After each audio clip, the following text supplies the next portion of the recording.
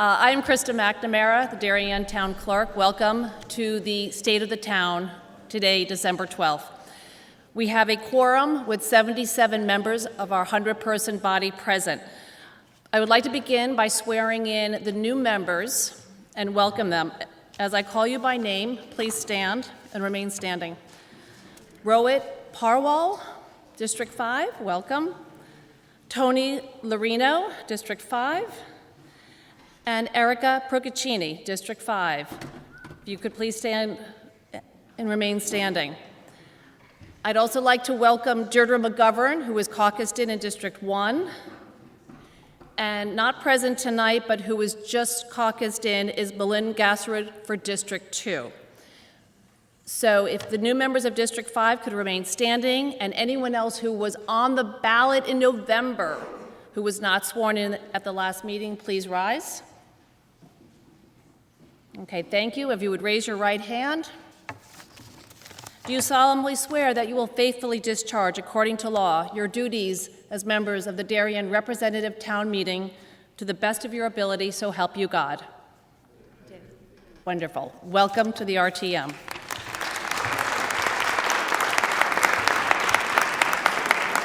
Okay. I will now hand it over to Seth Morton, our moderator, to begin the evening's business.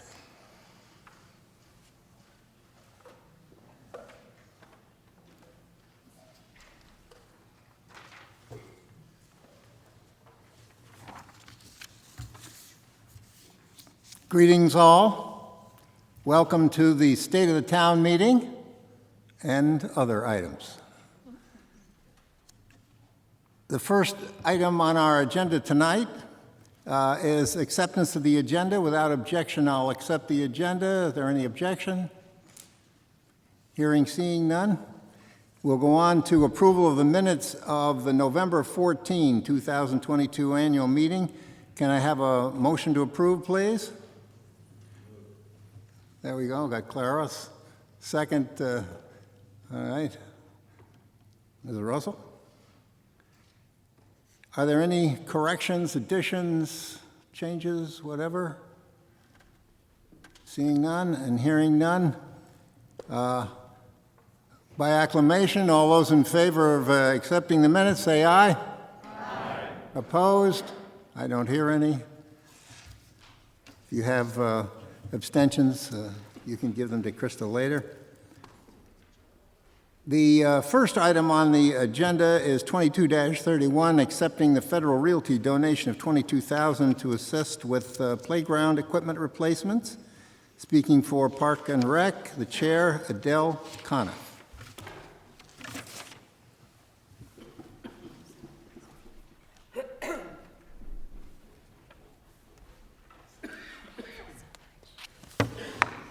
Merry Christmas. Adele Conniff, District 3, RTM Parks and Recreation Committee.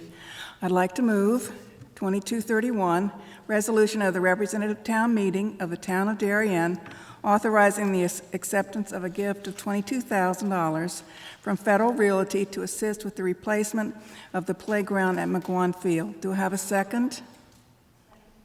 Patty. With no objection, I'd like to waive the reading of the resolution.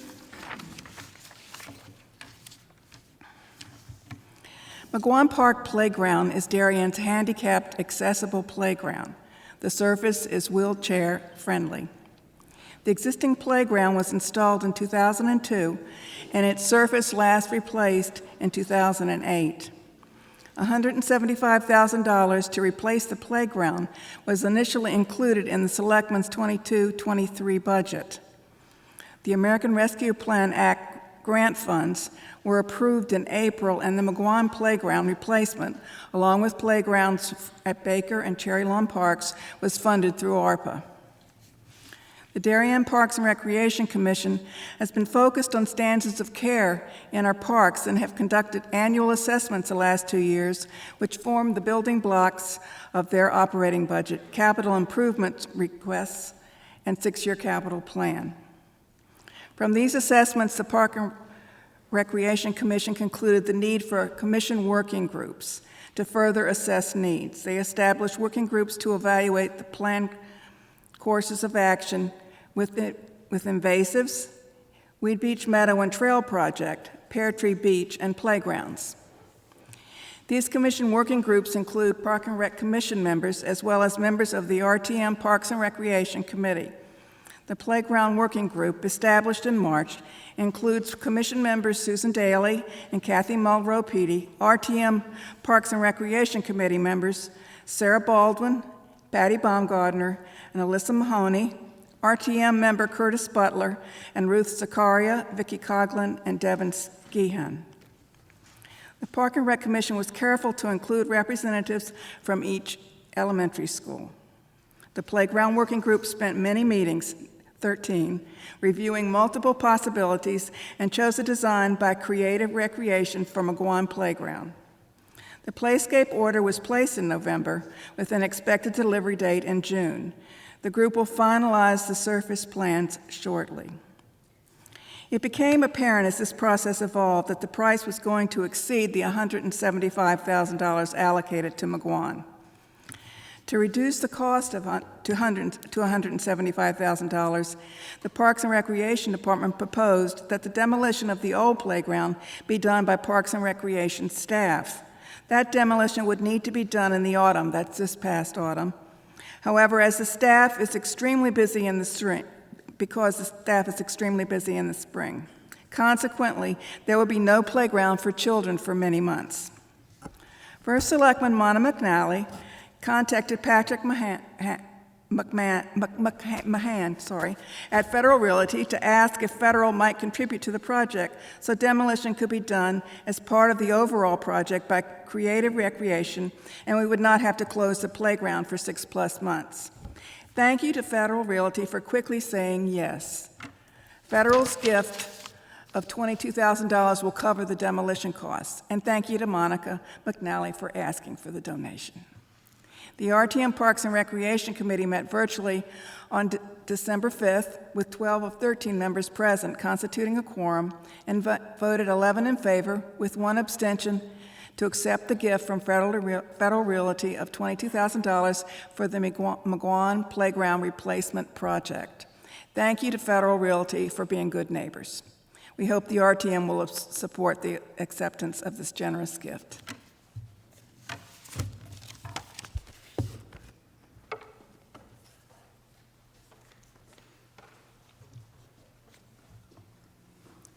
Thank you, Adele. Speaking on behalf of the Finance and Budget Committee, Jack Davis, Chair.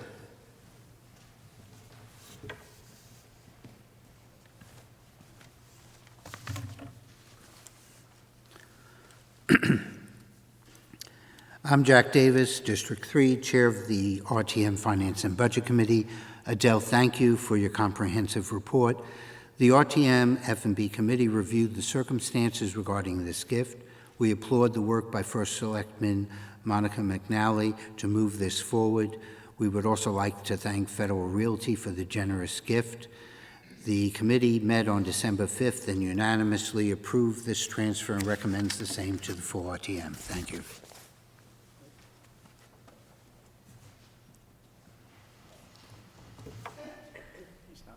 Thank you, Jack. Other committees wish to report? Town officials?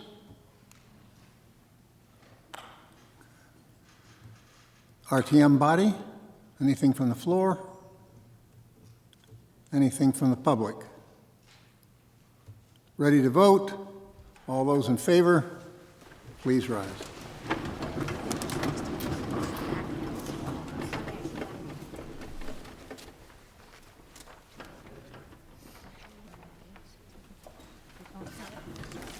Opposed?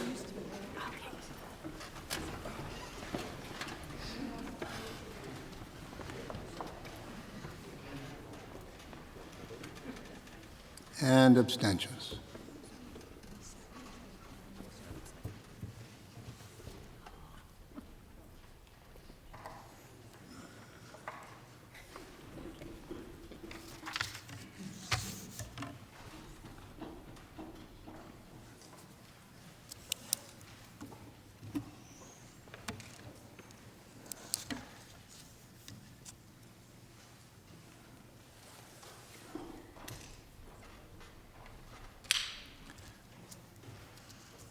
Okay, next item on the agenda is 22-32, approving the appropriation of $2,006,000 for the purchase of a heavy rescue truck for the Darien Fire Department.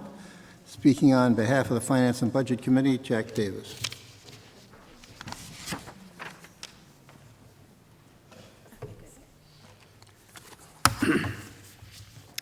I'm Jack Davis, District 3, Chair of the RTM Finance and Budget Committee.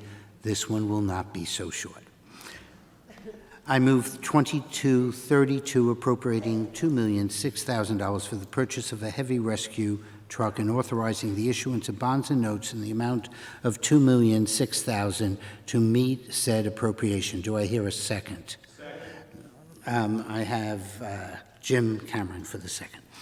If there's no objections, I propose to waive the reading of the resolution. A bit of background. During last year's budget review, a tour of the 3 fire departments occurred and was filmed by Channel 79. It's a great thing to watch. This heavy rescue truck was reviewed in depth at that time, and the importance of aspects of this vehicle will be discussed later by the Public Health and Safety Committee. We're going to deal with the finances. Financially, the rescue vehicle was originally estimated to cost a little under $1 million. However, the increase in raw materials has increased the cost of this vehicle to $1.7 million. The remaining $300,000 constitutes new and upgrades in equipment. Some of the larger equipment to be included in this truck is rescue tools for extrication, cutting equipment, and spreading for $125,000, strut system for stabilizing vehicles and trucks, $65,000, art cart for confined space rescue, $35,000, and in fact, equipment to address electric car batteries will also be attained. That's very important because it's different from finding other fires. The fire department approached several companies. It was decided that the Seagrave manufacturer was determined to be as the sole source that provided larger capacity at a cost-effective build. According to the Director of Finance, assuming we issue debt at a level principal, estimated debt service for the truck starts at $179,000 in the first year and declines to $104,000 in the 20th year. If we issue level debt service, the annual amount will be somewhere around $150,000. One other point. In most fire equipment purchases, the town pays 25% upon signing the contract and the remaining 75% upon delivery, which is typically 18 to 24 months after the contract is signed. On this vehicle, the town will pay nothing upon the signing of the contract with the price guaranteed and pay the full amount upon delivery, which is now expected to be 2.5 to 3 years from when we approve this transaction today. Yeah, certain things are just not available to get it as quickly as before. From a process perspective, the Board of Selectmen approved this transaction at their November 7th meeting. The Board of Finance has not addressed this purchase, and their agenda, as of when I was writing this, was not yet set. As described to me, this appropriation approval is a 3-legged stool. As long as the Board of Selectmen, Board of Finance, and RTM approve without any changes, the order of approval is not a concern. So we can, in fact, approve this prior to a Board of Finance approval, providing they don't make any changes. The RTM Finance and Budget Committee met on December 5th and unanimously approved this transfer and recommends the same to the full RTM. Thank you.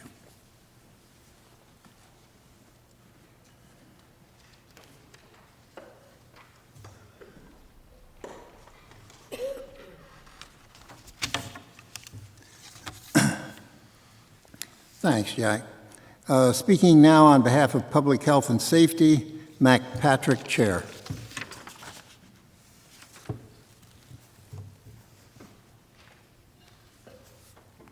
Thank you, Seth. Good evening. I'm Mac Patrick, Chair of Public Health and Safety, a member of District 5. The Public Health and Safety Committee met on Monday, December 5th, with 9 of 15 members present, making up a quorum. The committee received a presentation by Darien Fire Department Chief Brian Fransfort, Assistant Chief Larry Constellani, and Chief Engineer Sean McAleer regarding Resolution 2231, the purchase of a heavy rescue truck for the Darien Fire Department. Chief Ransford discussed the need for the purchase, which will be used by all three departments. The current truck was put into service in 2004 and can no longer be maintained. Replacement parts are no longer available. Town needs are changing, with more large construction projects creating the probability for more confined space rescues, which can only be achieved using the heavy rescue truck. The current rescue truck will be continued to be used, as delivery of the new truck will take a couple of years. The Public Health and Safety Committee voted unanimously to approve the purchase and asked that the full RTM do the same. Thank you.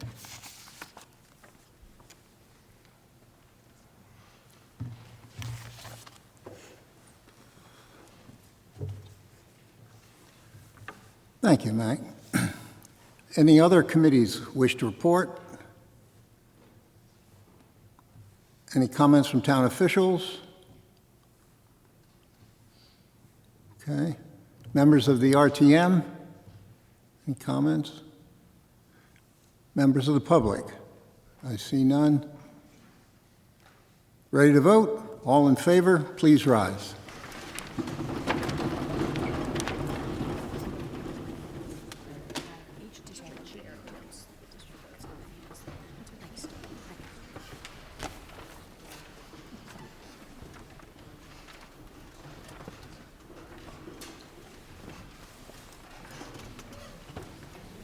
Okay, no votes.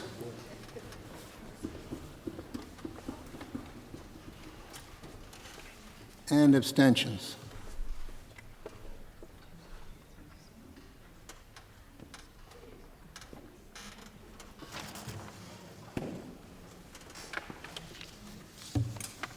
Next item on the agenda is 22-33. Increase in the maximum tax abatement available to emergency service workers, which includes volunteer firefighters and post-53 volunteers. Speaking on behalf of the Finance and Budget Committee, Jack Davis.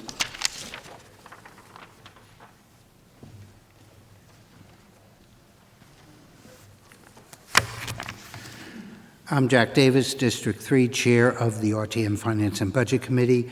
I move 22-33 to approve the increase in the maximum tax abatement available to emergency service workers from $1,000 to $2,000 and modify the Town Code, Chapter 7, Section 124A to reflect such increase. Do I have a second? Mark Adeletta. If there's no objections, I would propose to waive the reading of the resolution. A bit of a background, the current value of the tax abatement that we issue is $71,677. If approved, the abatement will be a little over $137,000 if applied to the same as in 2021 and no increase in the total tax liability to those volunteers that qualify. Emergency service workers for this code section refers to volunteer firefighters and post-53 volunteers. There are currently 94 volunteers that receive the abatement. That is less than the total volunteers because if you don't owe taxes, if the car isn't in your name and you're volunteering, you don't get the funds available to you. Of those 94 volunteers, 26 live in Norwalk, where the town credits their Norwalk taxes. This is an arrangement to retain certain volunteers. As I mentioned, not all volunteers receive it because one needs to have either tax liability. The abatement is earned in stages, 25% after each of the first 4 years is cumulative. Of the volunteers satisfying the requirements of the service. Upon approval of this, Section 70-24A will now read, the amount of tax relief available to the eligible volunteer shall be up to $2,000 in property taxes due for any fiscal year, in brackets, hereinafter referred to as the maximum tax relief. This relief will constitute a reduction in revenue. As such, the Board of Finance need not approve The RTM is approving because there's a change in ordinance and we're responsible for that. The Board of Selectmen approved this at their November 7th meeting. The RTM Finance and Budget Committee met on the same date, December 5th, and unanimously approved this transfer and recommends the same to the full RTM. Thank you.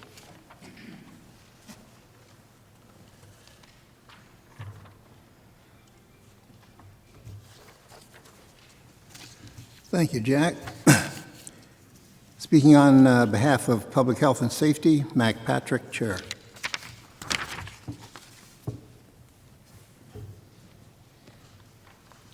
Thank you, Seth. Again, Mac Patrick, Chair of Public Health and Safety. Our committee met on Monday, December 5th with 9 of 15 members present.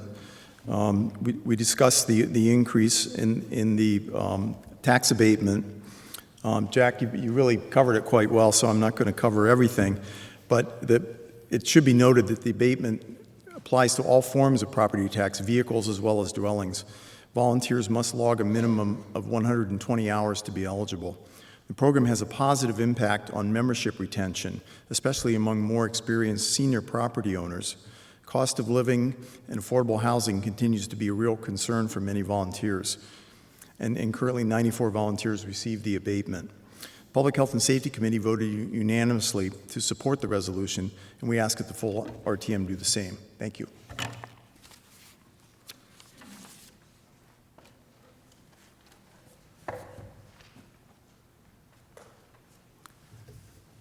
Thank you, Mac. Any other committees wish to report? Any comments from town officials? Okay. Any comments from the body, from the floor? Hear none? Any from the public? We're ready to vote. All those in favor, please rise.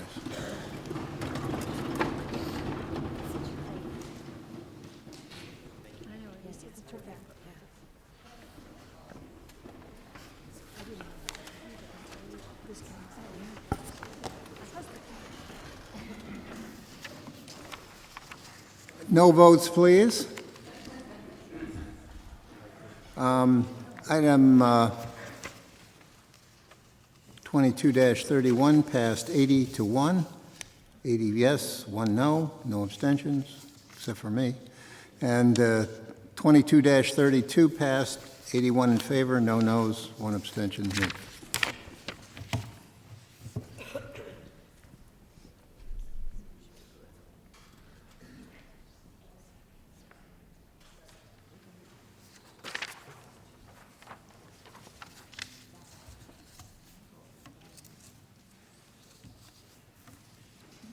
Next item on the agenda is 22-34, approve the school security enhancements, $335,000. Speaking on behalf of the Education Committee of the RTM, Ed Washeka, Chair.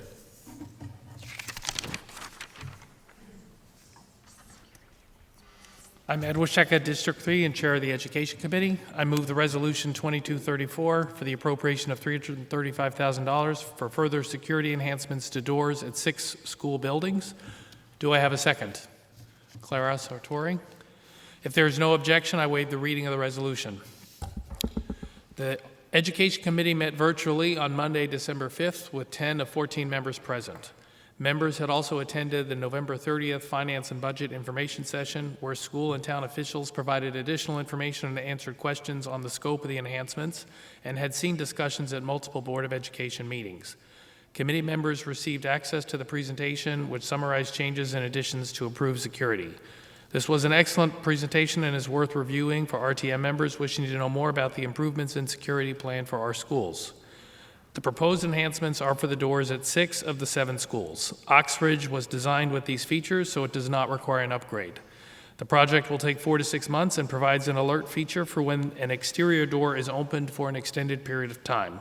These alerts tie into the school's access control system and notify designated security and administration personnel when the door remains open longer than an allowed period. Ensuring exterior doors are secure during school hours is an important safeguard and complements the district's approach to the safety of our students. On December 5th, the committee voted unanimously to recommend the adoption of the resolution and recommends the RTM do the same. Thank you.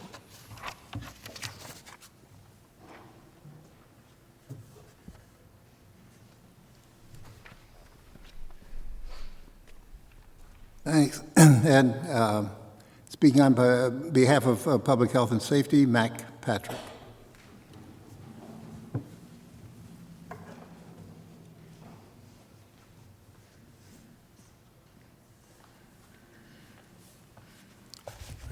Mac Patrick, Chair of Public Health and Safety. The Public Health and Safety Committee met on Monday, December 5th, with 9 of 15 members present, making a quorum. Once again, this time Ed stole my thunder. He basically gave the same report I was going to give, so I'll be very brief. We did note that the increased enhancement of the doors includes 6 of the 7 schools, not Ox Ridge, because that's being done under the construction. And we did note that the doors, when they are open for any extended period of time, this sensor will go off. The anticipated time for the completion of the project is 4 to 6 months, but we voted unanimously to approve it, and we ask that you do the same. Thank you.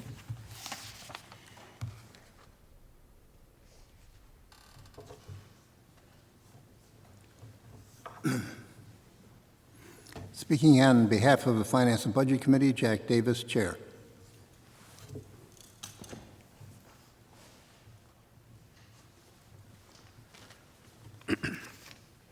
I'm Jack Davis, District 3, Chair of the Finance and Budget Committee. The request for this capital improvement was reviewed at the November 30th meeting by Dr. Adley and discussed further at the December 5th meeting. We believe this is a good additional security for hardening the building security.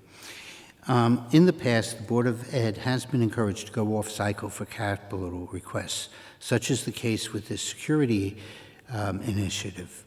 That being said, the system was already implemented in Ox Ridge, and that had F&B scratching our head a little bit. As this was a known system, because it was in Ox Ridge, in looking back, there was no reference to such a security initiative in the 5-year capital plan as presented during the fiscal year 23 budget. We're just curious how this either got by or how come it wasn't there.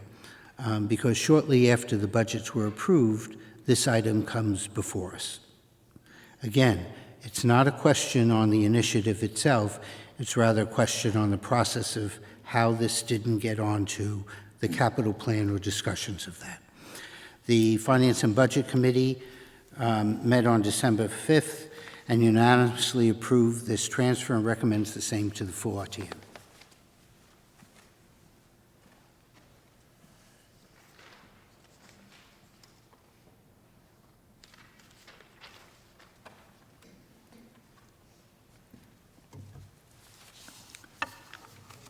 Thank you, Jack. Are there any other committees that wish to report? Any comments from town officials? Any comments from the floor? Yes, ma'am.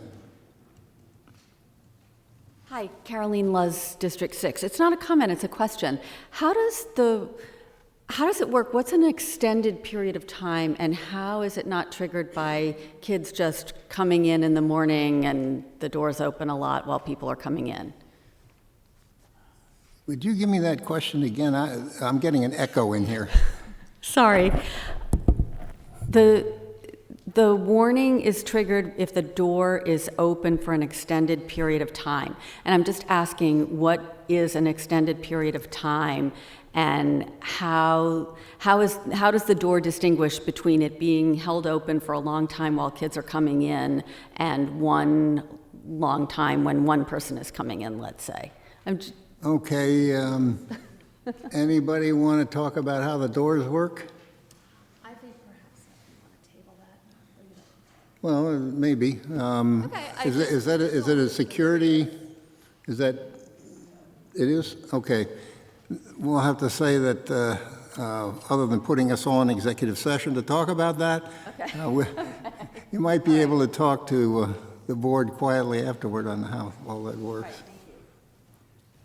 Thanks, Duke. Great. Cheryl Russell? Cheryl, okay.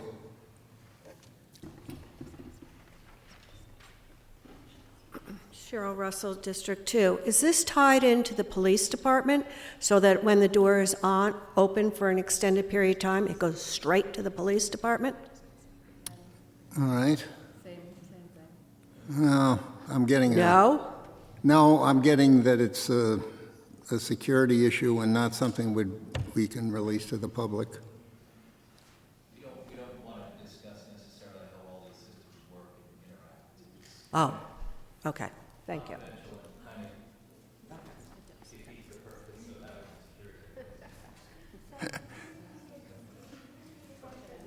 The question was how the doors work, how the lock system works when they go on and off, and it's, I will say it's all very well coordinated with the police, all the security measures. the chair of the Board of Education has said that they've got it tightened down with the police department and within the school system itself. Okay. Any more from the floor? Public? Okay, ready to vote? All those in favor, please rise.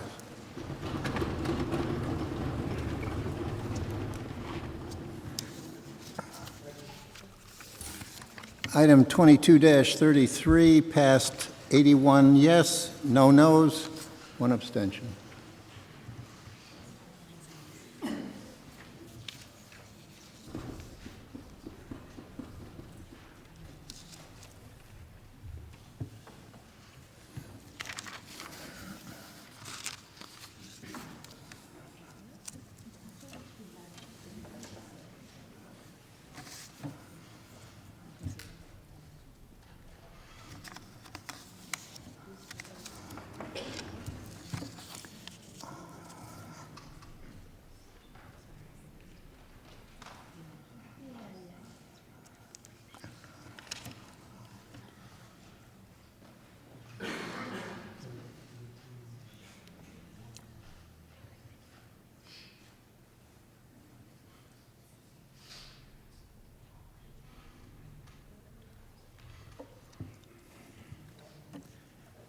Great.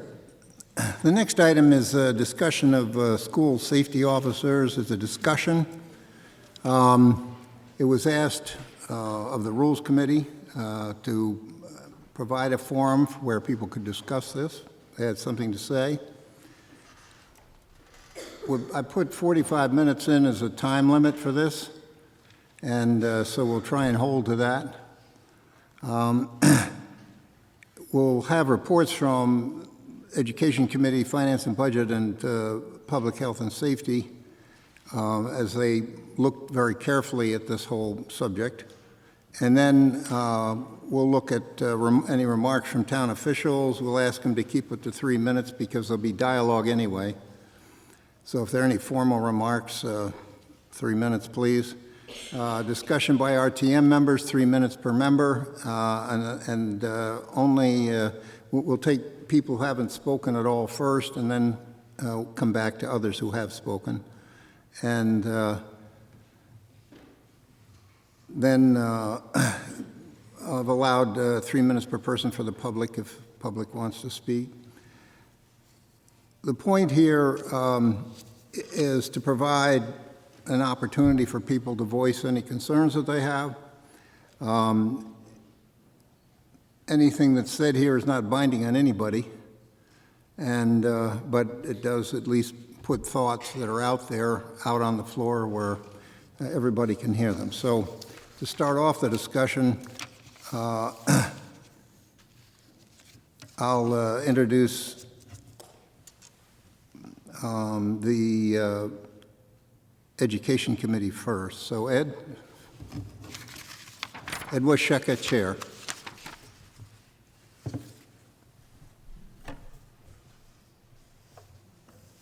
Thanks. I'm Ed Washeka, District 3, and Chair of the Education Committee. I'm introducing this discussion on the next item, the addition of school security officers to the elementary schools. This item is not before the RTM for a vote, yet it has been placed on the agenda for discussion. Likewise, the Education Committee did not vote on this topic, but we had an extensive discussion at our last meeting on December 5th. As noted above, other school security improvement door alarms passed with unanimous support at that meeting. Members of the committee listened to Board of Education and Board of Finance discussions on this topic at their meetings and also joined the November 30th information session organized by Finance and Budget. Several committee members spoke at these meetings in their individual capacities. During our meeting on December 5th, it was apparent that many members of the committee were unhappy that the introduction of school security officers was not in front of our committee for a vote. By rule, there was no question for us to vote on, as the Board of Education was using a budget transfer from its existing surplus to fund the cost associated with hiring the staff for both security and the Director of Mental Health. It was the Board of Finance that suggested the budget transfer.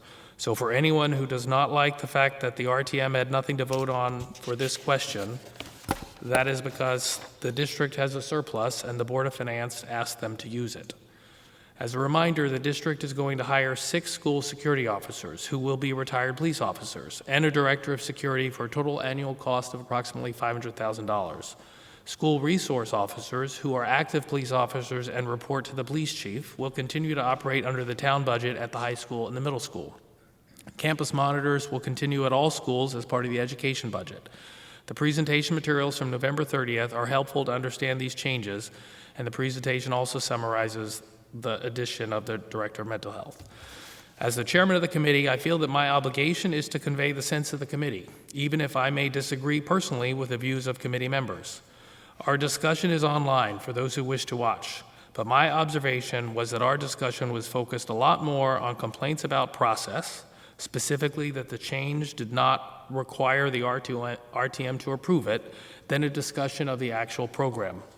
Some people felt that despite multiple Board of Education, Board of Finance, RTM committee meetings, and articles in the Darien Times and on Facebook, the administration should have done more to explain this change to residents.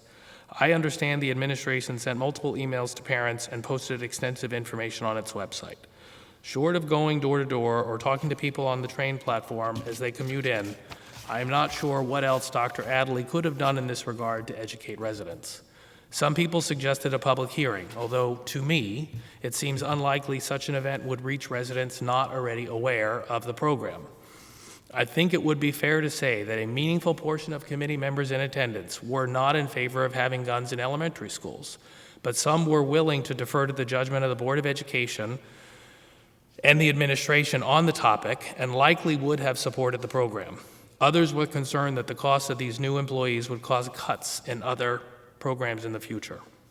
With all of this said, I feel compelled to point out that this question of whether there should be armed school security officers in the schools is solely based on the judgment of the Board of Education and the administration.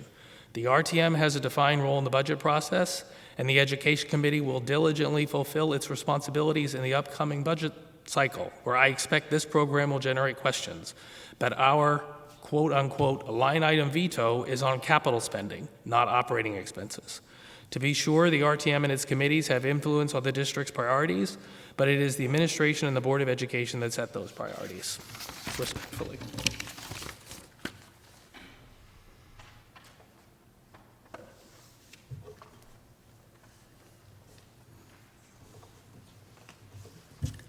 Thank you, Ed. Next, Public Health and Safety, Mac Patrick, Chair.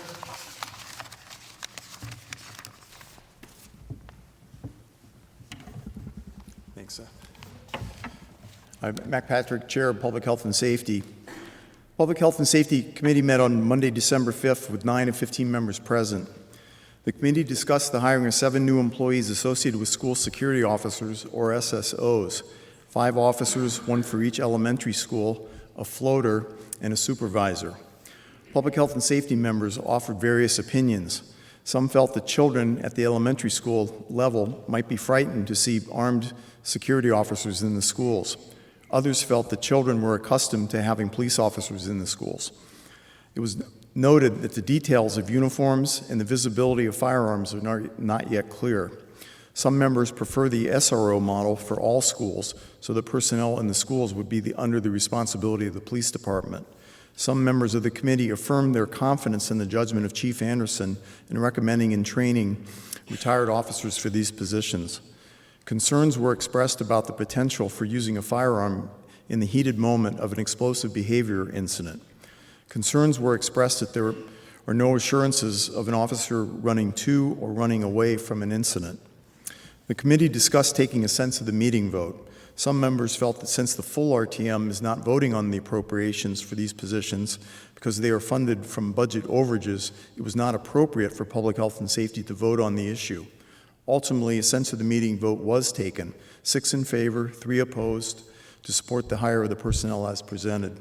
The majority favored the positive aspects. The minority favored the concerns that I noted. Thank you.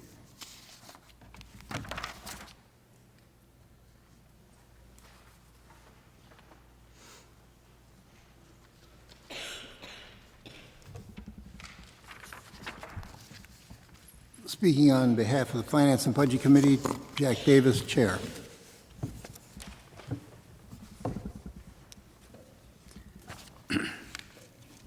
Jack Davis, District 3. The Finance Budget Committee met on November 30th and December 5th regarding the Board of Ed decision to employ 7 individuals associated with this new security initiative. During our meeting on December 5th, the committee did not take a sense of the meeting vote. The discussion centered on 2 basic areas, the process and the cost. The committee did not discuss guns in schools and to any great extent, if at all. We did agree that there's no empirical resource studies on the pros and cons of SSOs that schools save lives, that SSOs in schools saves lives. Dr. Adley said as much during our November 30th meeting. On the procedural side, let me first say that even those in favor of the SSOs question the process and procedures surrounding this transaction. A bit of background. Yes, the Board of Ed can spend their monies within their total appropriation, and there is no line item veto. However, this is the first time in the history of the town that 7 permanent FTEs have been added off-cycle, and that doesn't count the Director of Mental Health. In fact, as mentioned before, there were 4 transactions over the last 3 years, 2 of which were capital, and the other 2 are the ones that we are discussing. Had the SSOs been raised during the normal budget process, the committee felt that the discussions and deliberations on this topic would have occurred as part of the regular vetting of the budget. We sometimes question why people are questioning that people want to talk about it now. The aforementioned process is going through the budget, is part of the checks and balances in the charter of the town's governance. Failure to have such conversations is contrary to the town's democratic process. Now, F&B heard that some people said that the Board of Ed just came for a $300,000 appropriation and not approval for the SSOs. The committee felt that's a false narrative. Any request for an appropriation increase deserves a discussion of what's behind the need for said increase. In fact, approval of said increase, either by vote or telling the Board of Ed to use their existing funds, is in fact a de facto approval in the request. And we understand that they can move their line items around, but that's exactly what we do every budget cycle.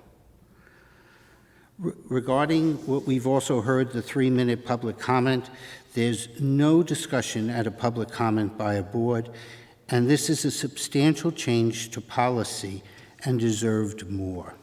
Now, using the same logic I said jokingly to Duke that we could limit the state of the town to 3 minutes, but some of them might actually opt to only speak for 3 minutes instead of the state of the town. Also raised during the meeting was reporting of the SSOs to the police department, to the Board of Ed versus the police department. Chief Anderson did respond that the police department does not supervise people that are not employees of that. But also of interest is I happened in doing some research, came across the state of Virginia discussion of SROs and SSOs, and in their law, they specifically state that SROs report to police department and SSOs report to Board of Eds. So what we did in this town between the school and the police department is the consistent practice nationwide and should not be questioned. One of the other comments was, and I know this is an expense that's going to be large, and our taxpayers are going to be paying for it. And not all taxpayers have children in the school. And so normal emails that would be sent through that correspondence, which was done, is not going to hit those taxpayers, and therefore some members felt that better communication within the full community should have been done.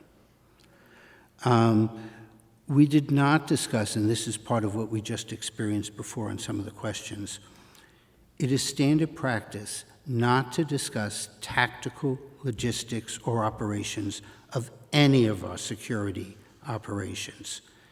And so that's important that even in this conversation, that not be occurring. I have to say something else, and this is just because I've been around for a long time. We're adding 7, maybe 8 FTEs. And sometimes in my ear, I keep on hearing John Zagrosky whispering what the cost of any employee is and how the town should really look at it in deep regard.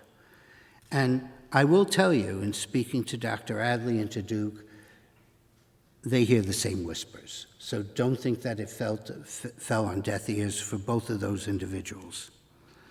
The committee did discuss costs. To some of us, it's not just on the RTM, but also the Board of Ed. But we did know in my conversations with Dr. Adley and Duke that prior to the decision of the Board of Finance, they both intended to bring this to the RTM for discussion, not to revisit it because the funds were already there and they were going to do it, and that's within their priority. But they had full intentions of coming here. The November 30th meeting was discussed, and while the date wasn't set, it was set up in early October in anticipation that it was coming here. I do want to leave with the comment by R.S. Mix, which in my opinion best described our December 5th discussion. And I'm paraphrasing. If thinking with my heart, I support the SSOs because I would never want any one of our children harmed. But in thinking with my head, this is a significant amount of money to be spent with no empirical research proving that it will achieve the goals of the Board of Ed. And for that reason, I don't know how I would vote. And so that's how our committee basically had. We had people who supported it, but that's a reflection of the meeting that we have. I do want to thank the members of the Board of Ed and Jim Palen, who participated in that meeting, for spending the time, Dr. Adley and Chief Anderson for their contribution on the 30th. Thank you.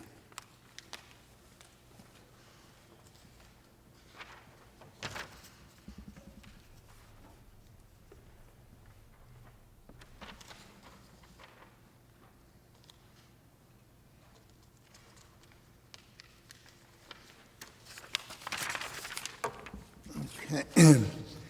22-34 passed 79 in favor, 1 no, and 1 abstention.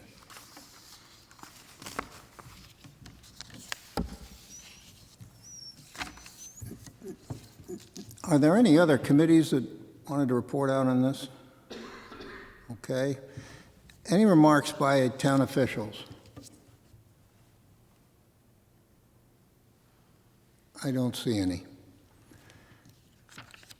We come to the moment now where we we will open it up to the floor, keeping it 3 minutes each. Some of the discomfort was that got this item on the agenda was just a feeling that folks did not have the opportunity to speak, and also that the RTM was not going to have an opportunity to speak on this.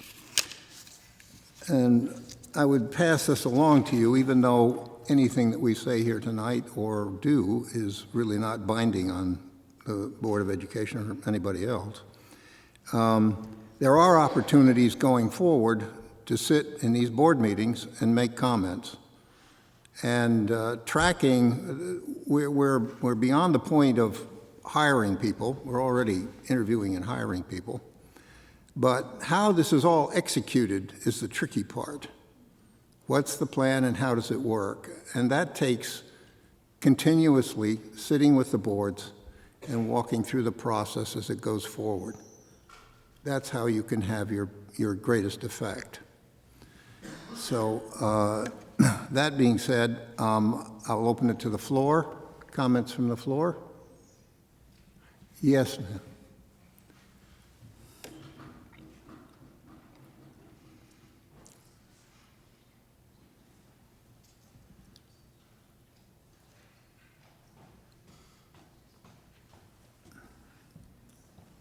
Just give your name and district.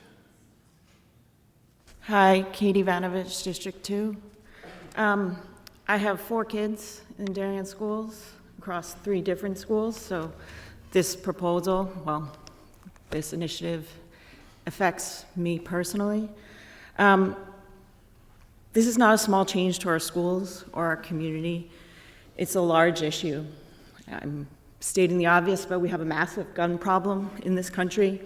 And no, that's not for our town to solve here. It's not for this body to solve. It's not for our Board of Ed to solve. But more guns is never the solution. I'm a mom. I can empathize with the emotional decision here. I can understand as a parent the need to feel that you're doing something to address this issue. I hear those who are so strongly for this. I do. We all just want to protect our kids. But it has been stated multiple times, no data, no facts support this decision to put guns into our elementary schools. This is an emotional response. Secure our doors, put emergency plans in place. There's nothing that shows that having an armed guard will protect our kids. We have seen the times where armed guards did nothing in these situations. We are essentially telling our kids that they are not safe in school, our youngest, most impressionable children, that they are not safe in this environment. We are telling them that guns are the solution. We have talked so much this year about mental health, and here we are contributing to the problem with our youngest students. I strongly oppose this initiative. Thank you. Thank you.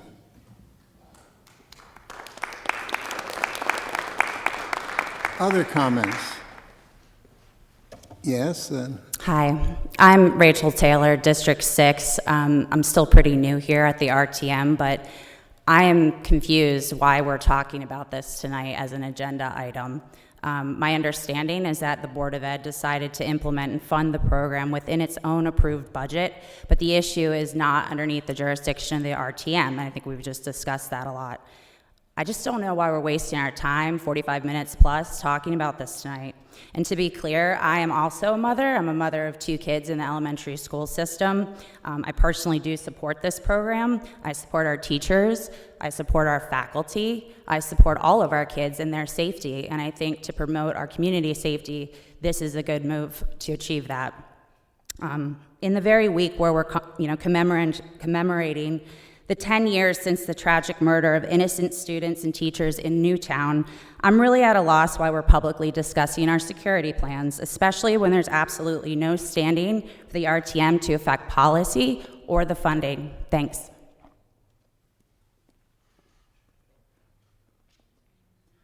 Other comments? Yes, sir.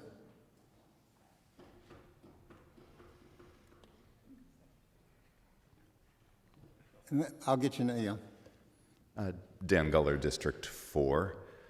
I feel like one of the reasons we're discussing this tonight is that I feel like putting guns in our grade schools deserves at least as much consideration as remodeling a playground. And there are actually studies, Jack said there's no empirical evidence that guns will help, but there's actually empirical evidence that they don't. 2 studies, one from Brown University, both say that the presence of SROs and SSOs in schools have no effect in reducing injuries or deaths from guns. I have a son that's starting Hindley next year, and he's, about waist high, and next year he's going to be about gun high, and I'm not thrilled with that. I don't like this process. I think at first the Board of Ed had intended for us to vote for this. The Board of Finance sent it back to them and suggested they use a projected budget surplus so as to circumvent the largest voice of people who may not have been tuned into what's going on. I think we're being sold something, and I don't care to buy it. Thank you. Thank you.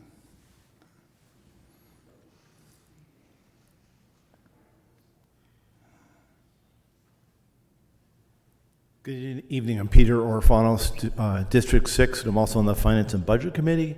And this matter is entirely within our jurisdiction because it has to do with expenditure of town monies, funds which we tax our residents for, and therefore it's within our jurisdiction. Thank you, Peter. Others? Yes.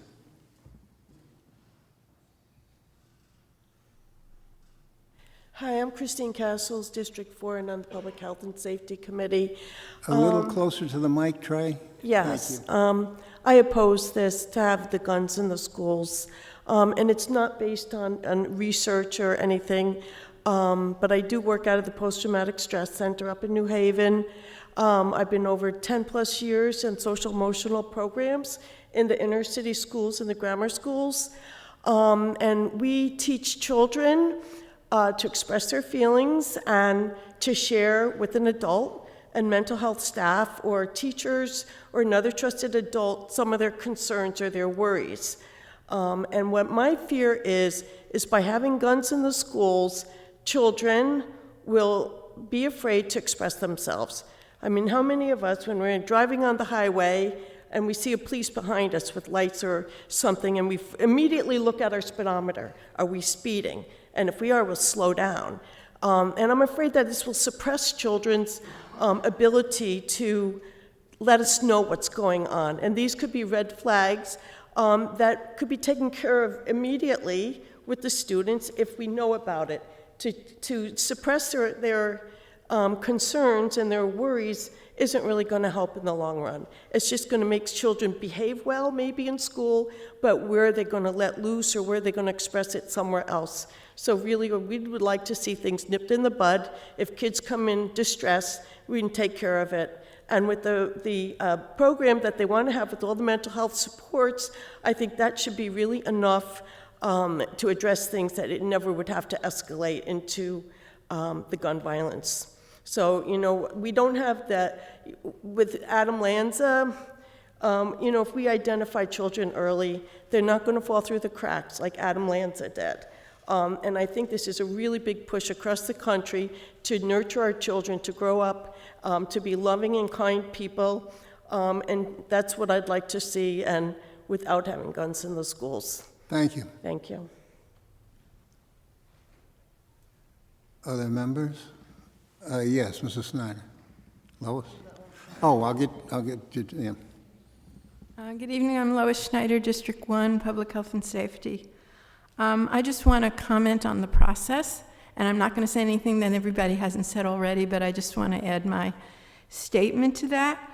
While this action is legal, it eliminates, this is the Board of Finance just suggesting that the Board of Ed take the money and not vote on it. While the action is legal, it eliminates the ability of the RTM to weigh in on this long-term, large, incremental increase to the Board of Ed staffing for a non-educational expense. This does not allow the RTM to perform our responsibilities. Based on my long-term participation in the RTM, I am disappointed on how the process played out and hope that this break in normal process does not happen again. Thank you. Thank you, Lois. RTMer?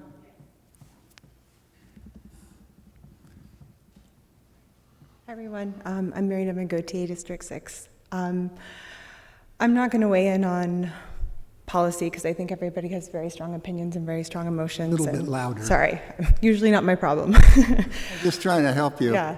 I'm here to also talk about process. I consider it a privilege to live in this town. I'm not from here. I chose it here. I love living here. I think everyone here is active and deeply committed, regardless of where we fall on personal opinions and policy decisions, which I deeply respect. That being said, I know we're all adults, and my objective when process is contentious is that even if I don't get the outcome that I personally am hoping for, that I can feel good about the process. And I'm not a policy expert. I'm still learning as much as I can as a community member in this town, but from what I do know, I do not feel good about this process. I don't think it communicates trust in the community to make the decision. I wish I shared my opinion through the channels that were available, and I'm very appreciative that that was available to all of us within the community. But I just want to echo that regardless of my personal feelings on this policy, which would take more than 3 minutes, I think, for us all, I just want to say that I hope in the future that the process will show a little more trust in the community at large, and that I actually, given what I've seen from my years in living in this town, I do trust that that's possible for us moving forward. Thank you. Thank you. Any other comments? Hey.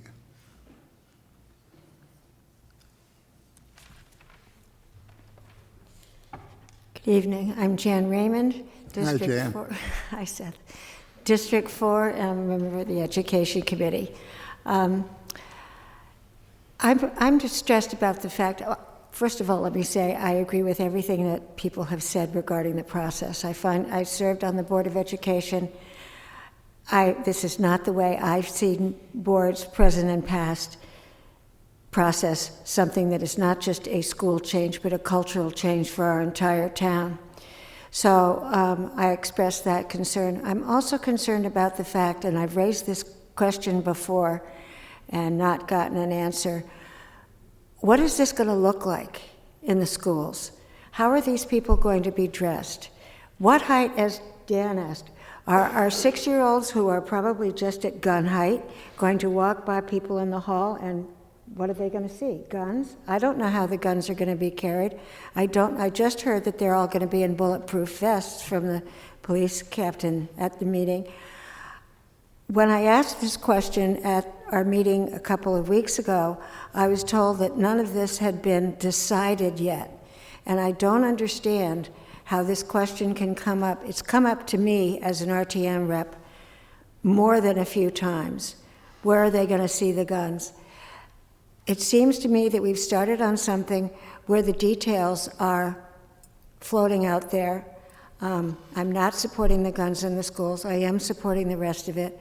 And I would ask one other question. We've voted on the doors coming down. Have we voted on, and I missed it, the possibility of having the ability for teachers to lock the doors from the inside of their classroom if they think that that's an important way to protect the children in their class?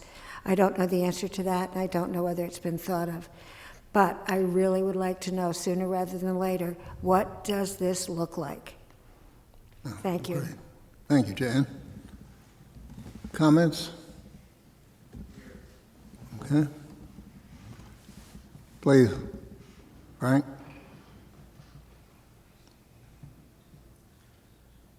Yeah, hi, good evening. I'm Frank Edelman, District 6. Enough has been said about the process, and I respect the views on both sides on that. I personally don't have a lot of concerns about the process. I don't have a lot of concerns about the cost, because we've demonstrated here that we're willing to spend $100 million on whatever we want. So there's plenty of money to pay for these personnel for as long as we like. I am highly and profoundly concerned about adding guns to the schools. There are a range of non-lethal ways to apprehend and disable an assailant in a school, beanbags, nets, sprays, you name it. And I think we haven't explored or given credit to those non-lethal methods of apprehension, because, as we all know, a gun is lethal, a gun is permanent, and there's so much risk of mistake, accident, you name it. I'm just incredibly concerned about adding guns to environments with hundreds and hundreds of our school children. I'd rather see exploration of non-lethal alternatives. Otherwise, I'm glad to support more resources in the school at any time. Thank you. Thank you. Other comments? Great, Harry. Harry McLachlan, District 5. I think this is probably nearly the first time I've spoken to the RTM. I've lived in Darien over 30 years. With both our kids went through the Darien schools with great results. I'm concerned about this process just hearing, because I have a sense of what budget people think when you add FTEs, et cetera. But I'm also concerned, if you will, the image of the town. I mean, I guess I visited my community in Jersey where I grew up, and similar to Darien, peaceful, walk to school, etc.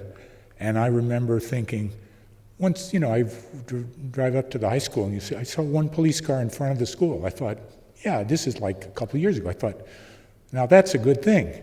But I suspect having more flexible approach could do the same thing. So that's my regard. Thanks. Thank you, Harry. Other comments? Yes.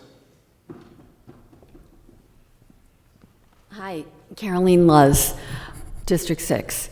And I guess I'm just concerned about where does this go next? If we're putting guns in the schools, when are we going to talk about putting guns at the library and at town hall and at the dump and at the beaches? So I am concerned about policy as well as process. Thank you. All right, ma'am. Now, Sarah, I'll get you next. Hi, everyone. I'm Paige Chris, District 4. I just want to say there are policemen all over our town already. They're on the streets. Our kids are on the streets. We're on the streets. And they're protecting us all over the town, and they have guns. I do have a 4-year-old. He's not in the school system yet. I don't know how I will feel. I'm not sure how I feel on this topic. But I will say he loves police officers. So I don't think he'd be afraid of seeing one in a school. I think he'd be super stoked. I don't think kids look at police officers the same way we do when one turns on its lights behind us. That's just my thought. If I got pulled over, he'd probably be really excited about it. So. Yes, sir.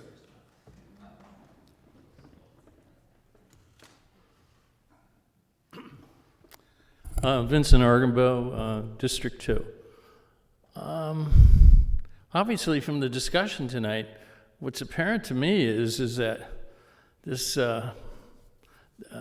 by circumventing the process, the Board of Education, having extra funds, has committed, just by the fact that they had the extra funds, has committed us to something that we should have discussed in a process.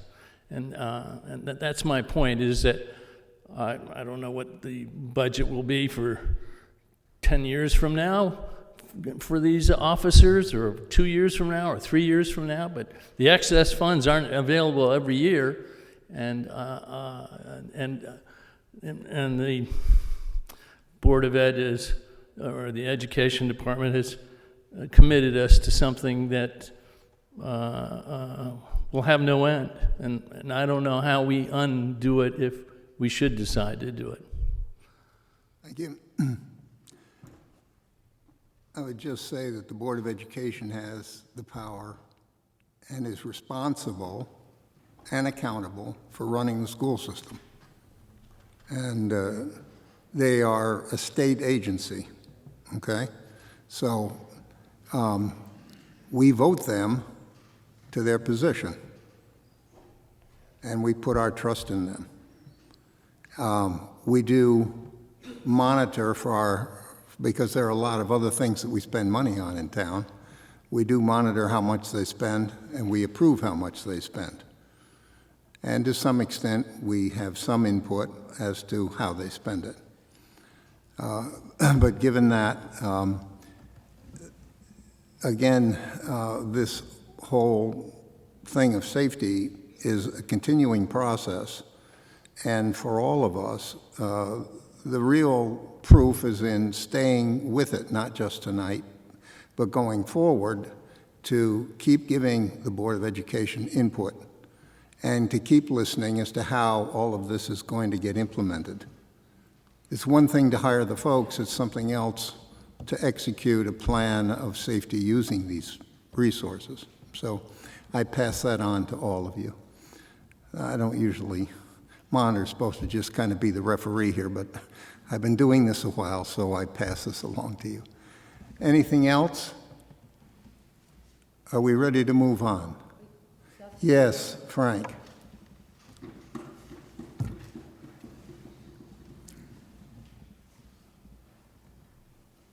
My name is Frank Kemp, District 4, and I'm talking as a member of the RTM and not as a member of TGSNA. In view of the time limit we've imposed, I'd like to propose that the RTM take a sense of the meeting vote on this topic. Now, the district chairs have the text of an example statement that could be considered and approved if we were to take this action. Would the district chairs please distribute this draft statement right now so that we can all see what a sense of the meeting statement would look like?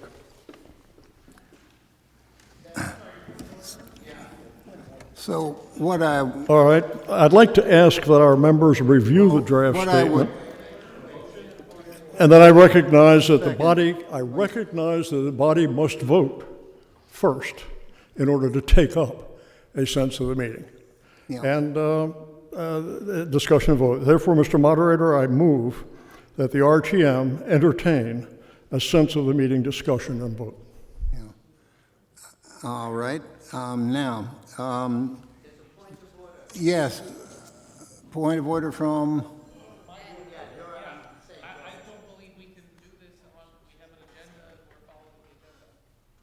Yeah, a person when recognized. There are two hurdles to doing this. One is that this body has to agree by 2/3 of those present and voting to consider a sense of the meeting vote. So that's the first step. The second step is after that, if we agree that we will consider it, then the next step is the resolution itself, which has to be approved by a majority vote. So the first thing is a motion to consider. That has to pass by 2/3 of this group. Sir, yes. Have an opportunity to discuss whether or not the sense of the meeting should be taken before we vote on the sense of the meeting. That's what this is. You said. And I would like to. No, the first motion is to consider, and that involves discussion of whether or not we should even take up the motion. So we have, Frank, did you make a motion to consider? All right, he did. Do we have a second? Second. All right, Mrs. Reed has a second. So now we will debate whether we want to consider this or not. Can I have? I'll recognize Jack.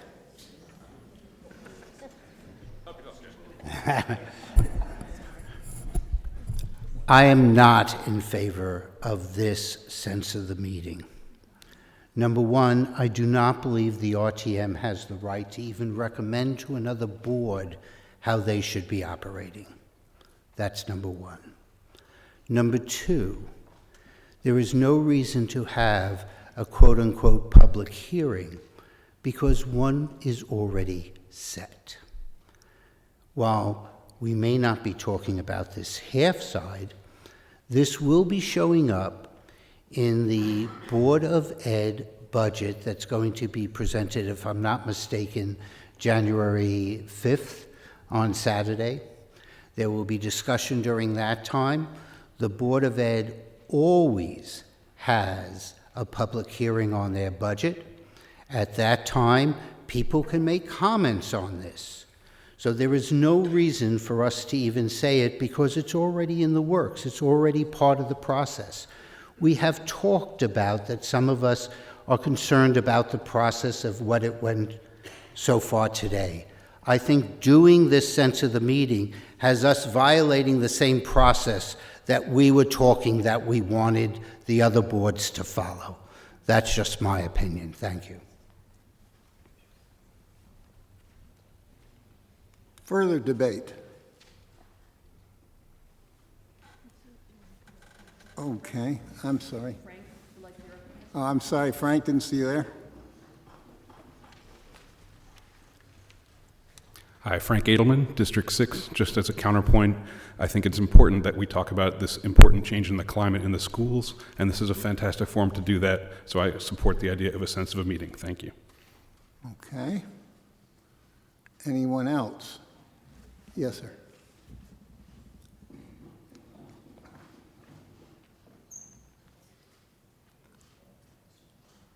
Greg Rambling, District 1, new to the RTM. I've got 3 kids at Oxford Elementary School and 2 nephews at the school. So I've got some skin in the game on this topic. I'm not going to take a side one way or the other, but I do think that it's important for people to recognize that there are already police officers who are armed who are entering our schools. We have lockdown drills regularly. The police officers come in. So the kids see these police officers, they see guns. I think we need to recognize that.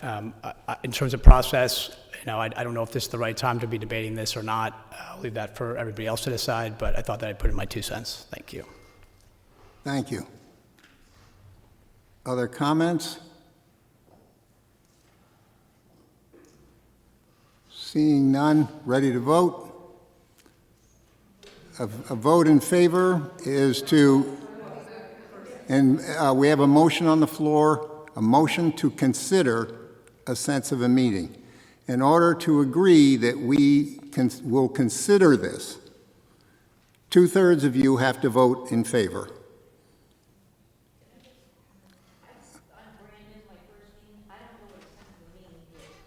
Well, the resolution was read, but go ahead, Frank, read your resolution. That's where you'll know what that is. It doesn't matter what the terminology in a sense of the meeting is. We're voting on whether or not to hold a sense of the meeting.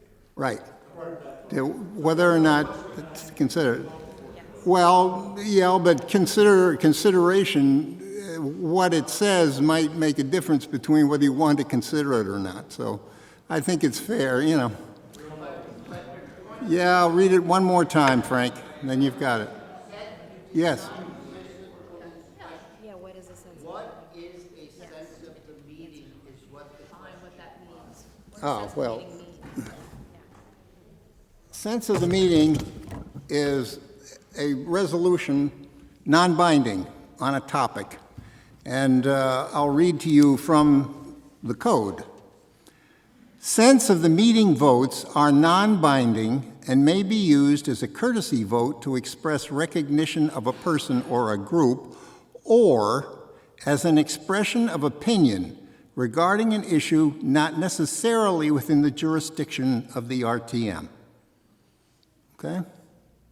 So and what we're voting on now is, I'll go on and read the rest of this. It says 2/3 of those present and voting must approve consideration before such an item may be addressed. So we're on a consideration phase right now. So if 2/3 of you vote in favor of consideration, then we put the resolution on the floor and you vote on that. If you don't vote to consider it, that's it. We're done on this issue. Okay? So, yes. Clara. Sartori? Hi, I'm Clara. Even behind the mask, I recognize you, Clara. Clara Sartori, District 2. Someone just asked me this.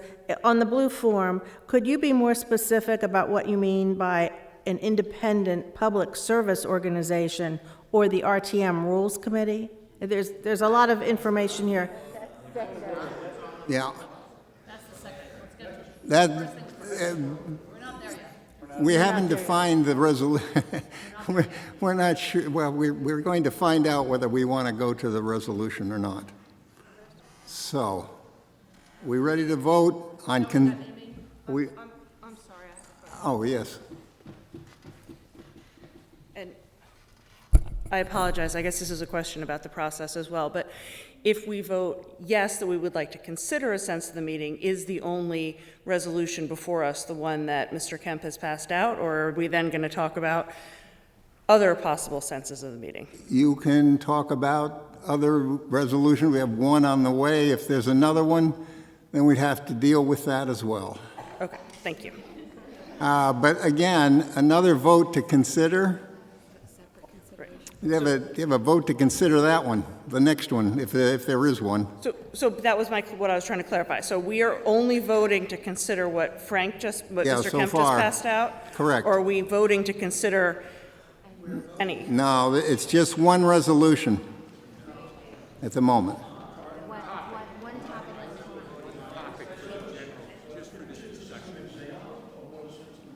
Well, it's obviously any resolution on the floor can be amended. Okay, thank you. So no, it's not just that. Yes, Jack. Some insight, because my interpretation is this vote is whether or not any census meeting will occur in this chamber tonight. So I'd like to wait. We need people to come to the microphone. TV said we don't. Yeah. Jack, I got to have you come up here because it's being recorded. It's the only way we do the minutes, so.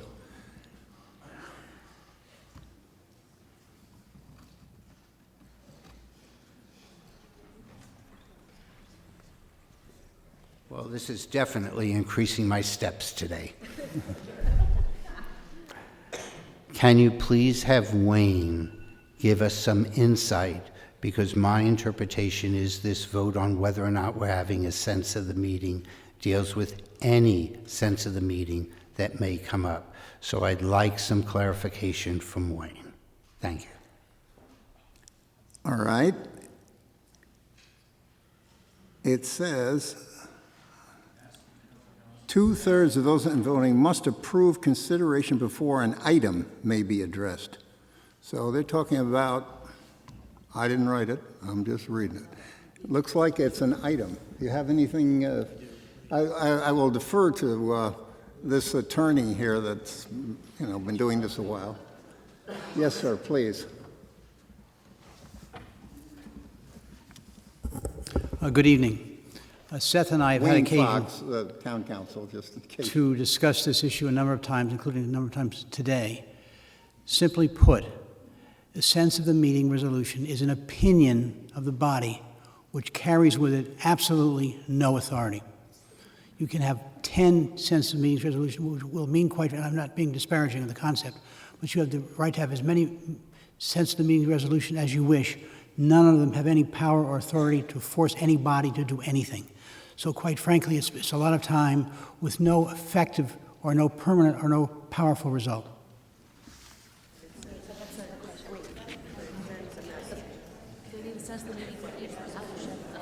Yeah, now I'm reading this and trying to figure out whether they're calling one for each or for any.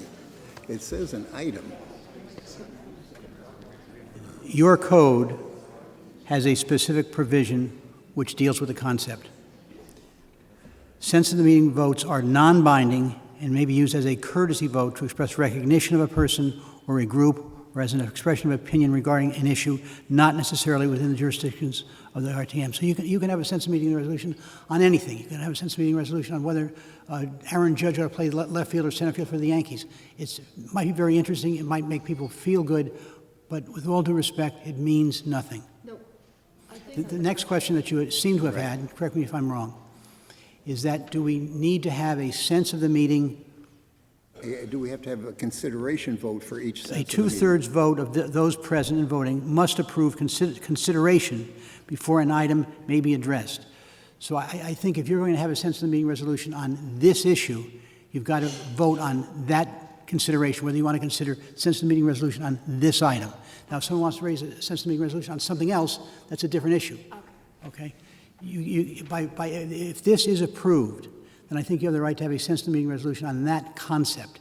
If you're now going to have a different concept, it's a different and separate consideration. What you will be deciding now is, are we going to take this issue up at all? Period. Assuming that passes with a two-thirds vote, which I believe would be 54 votes, then you go on to the next issue as to whether or not you approve that sense of the meeting resolution. I'm going to take it up, number one. I approve it or dislike it, number two. Now, if somebody comes up then with a second resolution, do we have to have a consideration vote again? I think if the second resolution relates to or is effectively an amendment of this resolution, you don't have to vote it again. It's a new sense of the meeting resolution, whether we're now going to meet at 10 o'clock at night rather than 8 o'clock at night. That's a new concept and requires a new vote for consideration of that concept. If you want to change a word or two in this proposal, then I don't think you need to vote consideration again. It depends on what you're proposing. If you stay within the topic, then I don't think you have to take that first vote again. It depends on how it is worded or how your amendment is proposed. Thanks. Yes, sir. This is on the motion to consider.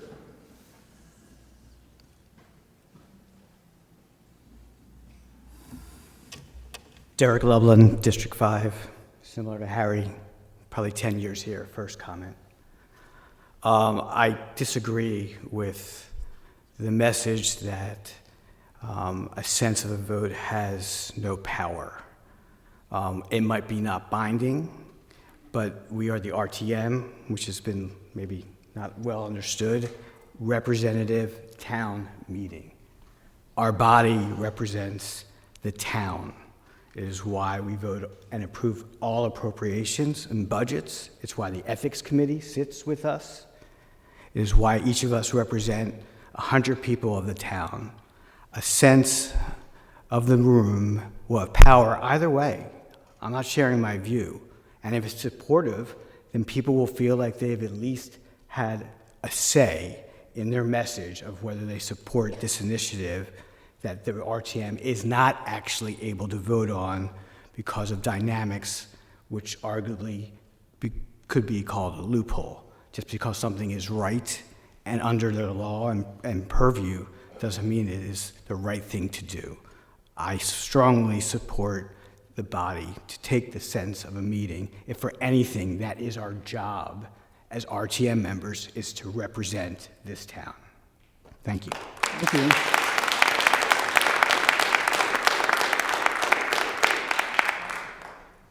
Okay. Are you ready to vote on consideration? You look ready. All in favor, please rise. This is on consideration.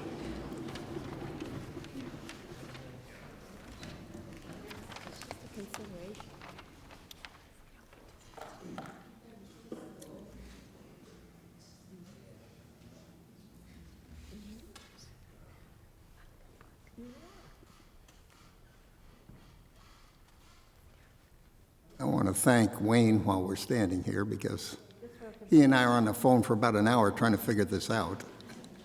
It's not till you have people ask questions that you start to kind of find an answer.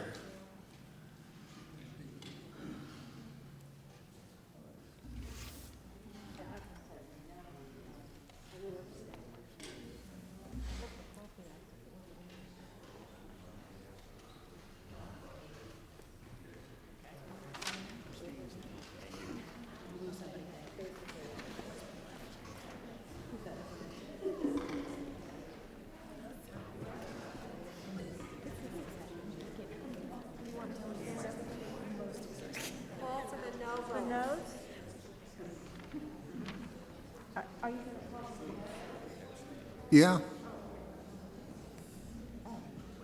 That's next. Nose.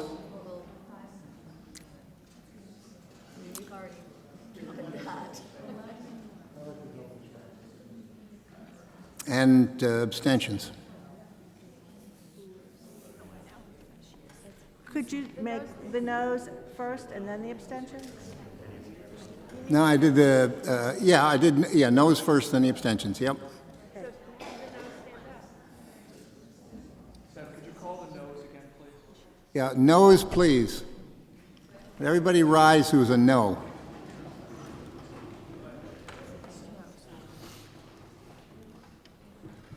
Sorry, guys.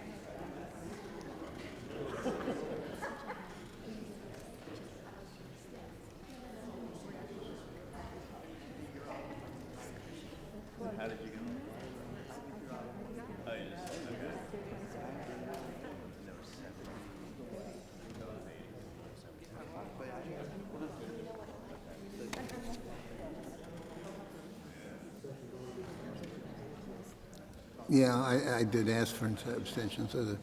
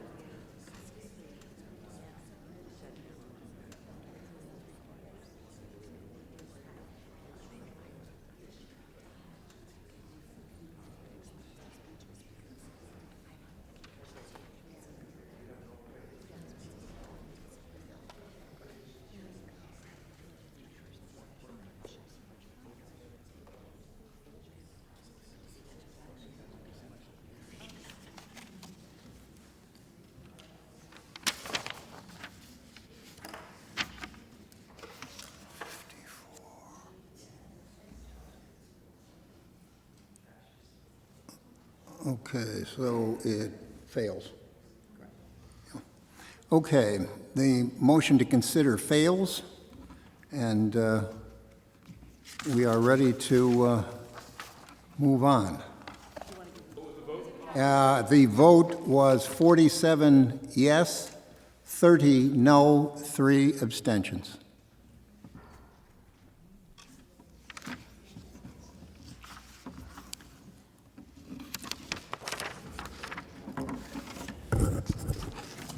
All right. We're ready to move on to the state of the town? Okay.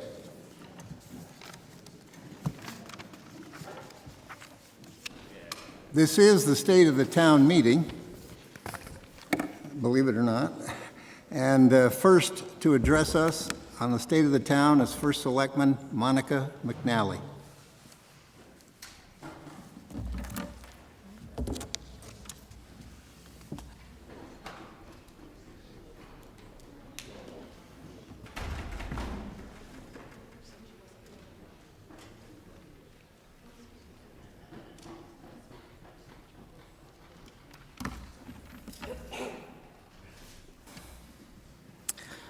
Good evening, Mr. Moderator, RTM members, my fellow board members, town officials, Darien citizens. I thank you all for joining us tonight, and for those tuning into 79, thank you for that. Chairman Dineen, Chairman Palen, Vice Chairman Reilly, and myself are very honored to provide you with our perspective on the state of the town. Let's turn this thing a little bit. Okay. This evening, I would like to speak with you about a couple of initiatives I believe are important to Darien. I would also like to speak with you about new developments that are underway. And these developments will improve Darien in many ways, and the town will do its part to ensure their success. The first initiative I'll cover is flooding. Our efforts to address flooding began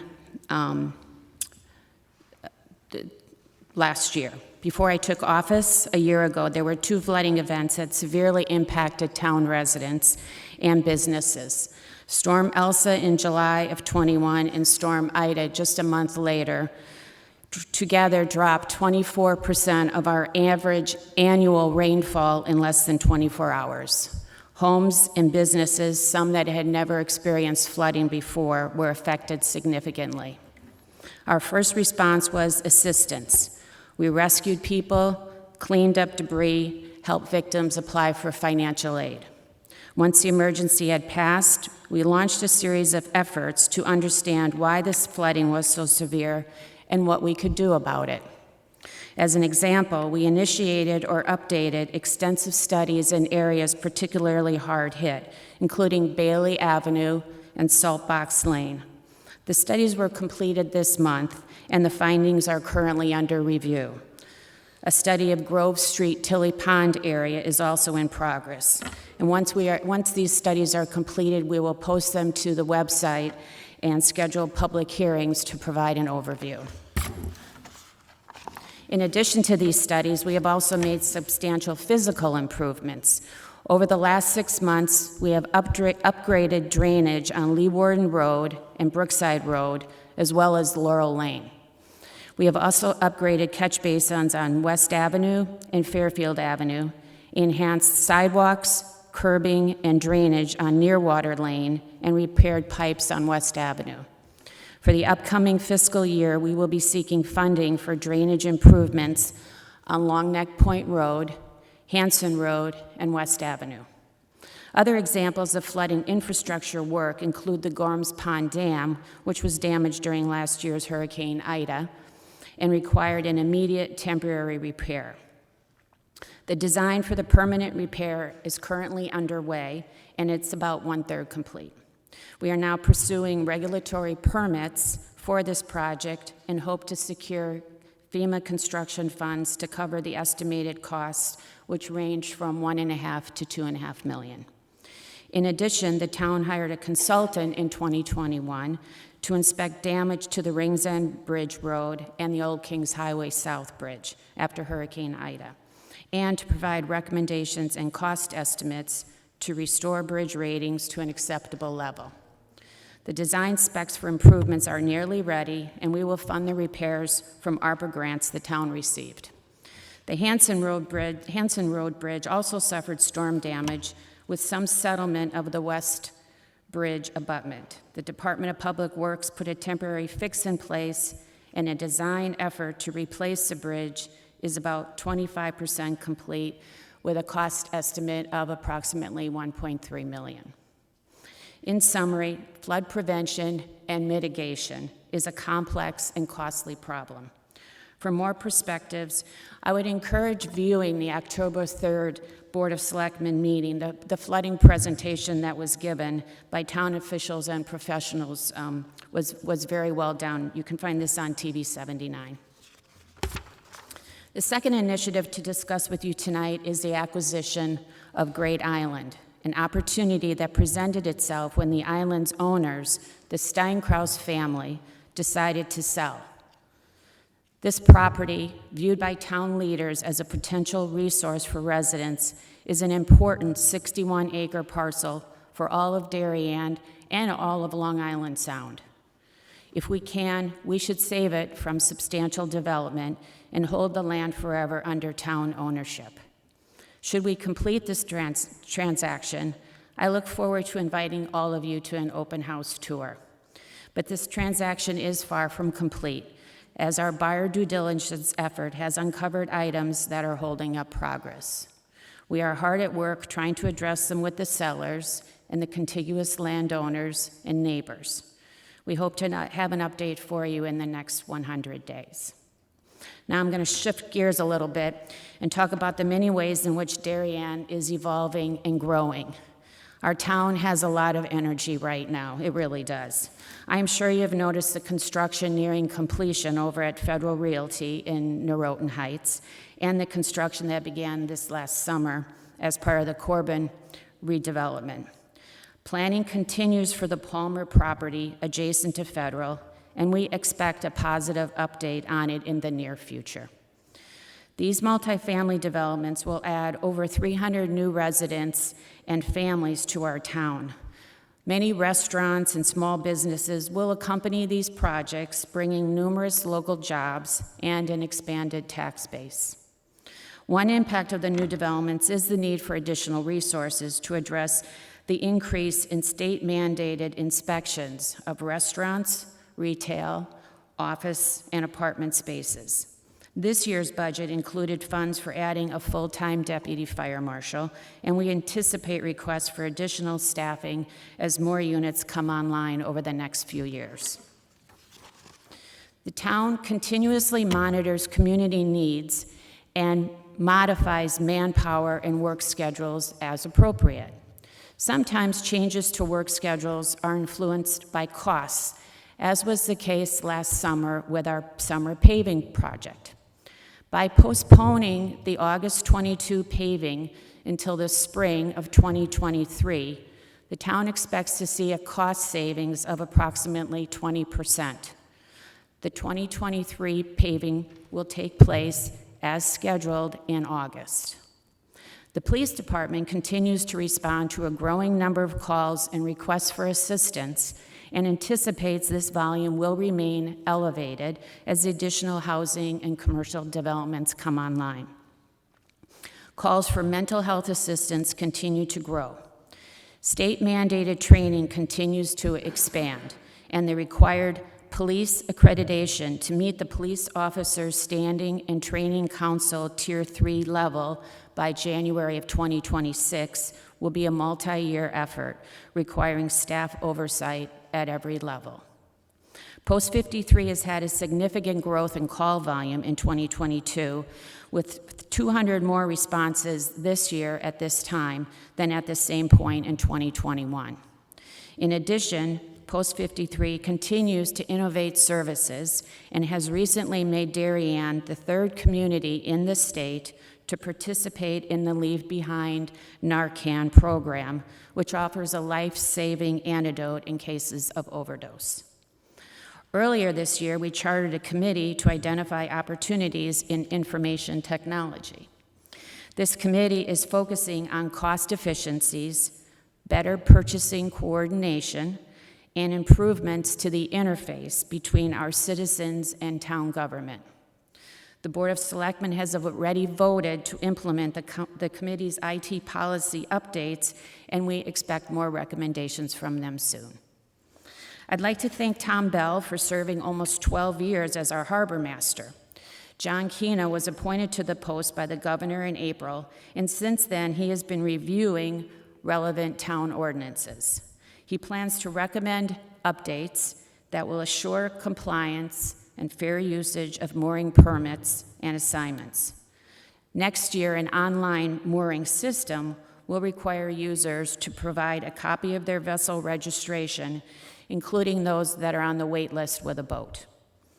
All waitlist users will be contacted to ensure that their applications are up to date.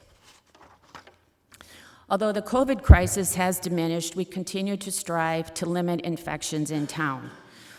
Over the last 2 years, we distributed masks and over 4,700 test kits during drive-through programs at the high school. Thank you, high school. We set up testing sites and we protected employees and visitors to our building. The health department held 10 clinics and distributed hundreds of booster shots for both children and adults. We also studied our response to the pandemic, which resulted, for example, in more ways to transact business with the town online. We are continuing to look at the lessons learned from COVID to help us be even more prepared for such emergencies in the future. Darien had a 61% voter turnout rate for November's midterm elections. 7 new members were elected to the RTM in November. And to those of you that are here for your first State of the Town, I want to say sincerely, thank you for stepping forward and offering your time and your expertise to our town. I'd also like to take this opportunity to express, on behalf of the town, my gratitude for Terry Wood's 14 years of service as our state representative, and to welcome Tracy Mara, our new state representative. We've welcomed 224 babies so far this year, an 11% increase over our 5-year average, which I'm sure, all of whom I'm sure, will add to the participation in our town's parks and recreation activities, which have exploded over the last couple of years.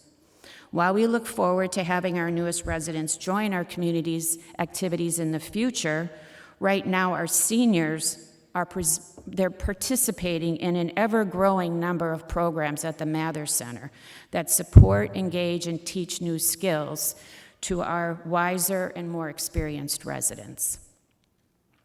As always, town departments pivot to meet the needs of our community as circumstances require.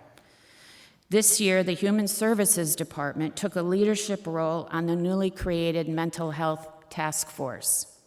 With close to 50 members, including mental health experts and key community leaders, this group works to research needs, advocate for ways to address those needs, and to educate. A list of mental health providers accepting new clients is on the town website. In addition, Director Allie Ramstack and public health nurse Paula Sutliff have completed training to become certified mental health first aid trainers, and they will begin to offer that training in 2023 to our community. The Parks and Recreation Committee spearheaded 4 new working groups: Weed Beach, Invasives, Pear Tree Beach, and Playgrounds, to conduct in-depth reviews and make recommendations to the full commission. The Playground group will oversee the replacement of 3 playgrounds, while the Weed Beach group is focused on the creation of the Weed Beach Meadow and Trail project. This year, the Board of Selectmen adopted a community values statement, which reflects Darien's commitment to respect and inclusion for all. My fellow selectmen and I attend a multitude of annual events, supporting a variety of causes, and this year we were pleased to participate in new events, including a rally for Ukraine, unveiling ceremonies for Darien's new Heritage Trail, and the first Darien Pride event. Just recently, through the work done by the Advisory Commission on Sustainability, the town received recognition for its efforts in sustainability, achieving silver level certification. The Eversource tree cutting case along Littlebrook Road was settled after a long mediation process. These are only some of the many things our town employees and volunteers from our various boards and commissions have been working on behind the scenes to improve the quality of life that we all enjoy here in Darien. So growth and change are inevitable. We must welcome growth for the benefit of our town, and we must plan for the changes driven by growth. As changes require additional police, fire personnel, or teachers, we will address those requests as they come to the forefront. The need for more open space is ever present and will only increase, which is another reason acquiring Great Island for the town has been a priority of mine. We have a truly unique and wonderful town whose selfless residents volunteer their time to so many causes. These are some of the things that I hope will never change, and why I continue to be so proud to represent our town. So I thank you for your unwavering support of Darien, and I wish a happy holiday to all of you and your loved ones. Thank you.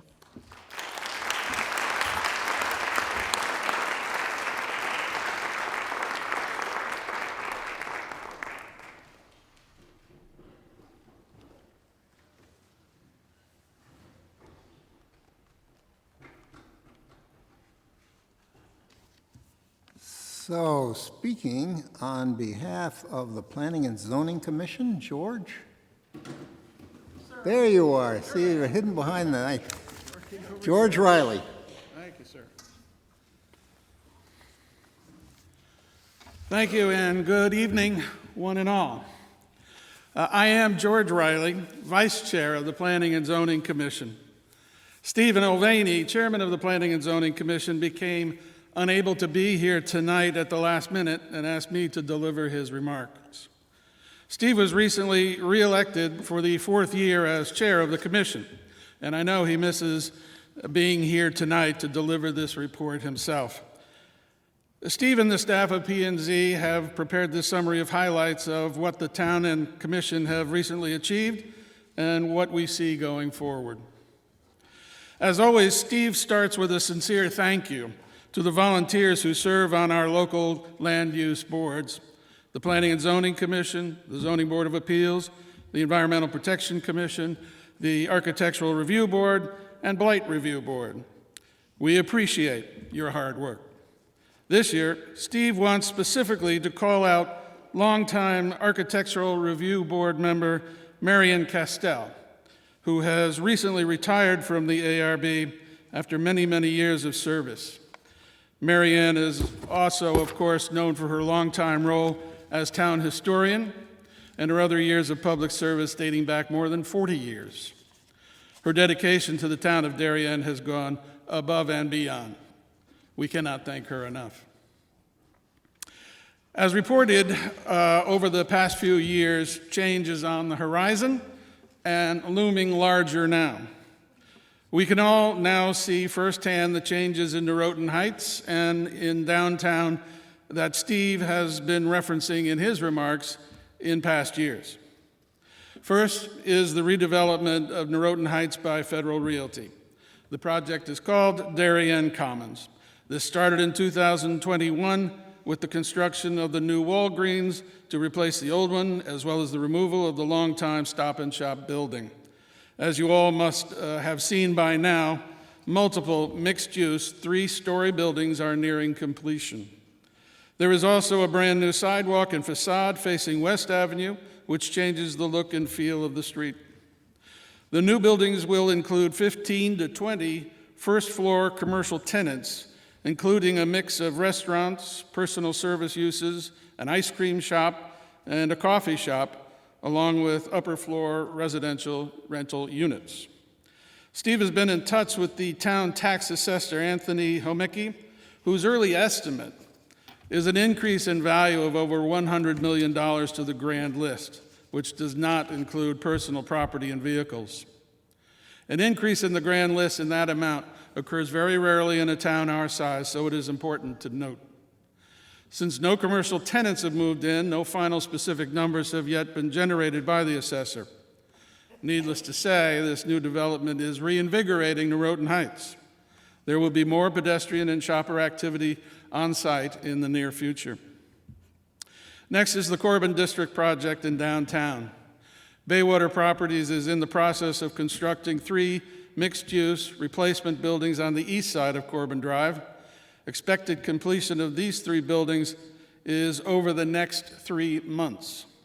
These buildings are fully leased on the commercial side, and I understand tenants have begun moving into 35 Corbin Drive at the corner of Old King South and Corbin. Following approval of some modest changes to the plans earlier this year by P&Z, Phase 2 will start soon, which is on the west side of Corbin Drive. That portion of the project will take over a year to complete. Apparently, the commercial spaces are all spoken for. The Planning and Zoning Commission has long made improving downtown a priority, and this new mixed-use project will help bring more activity downtown.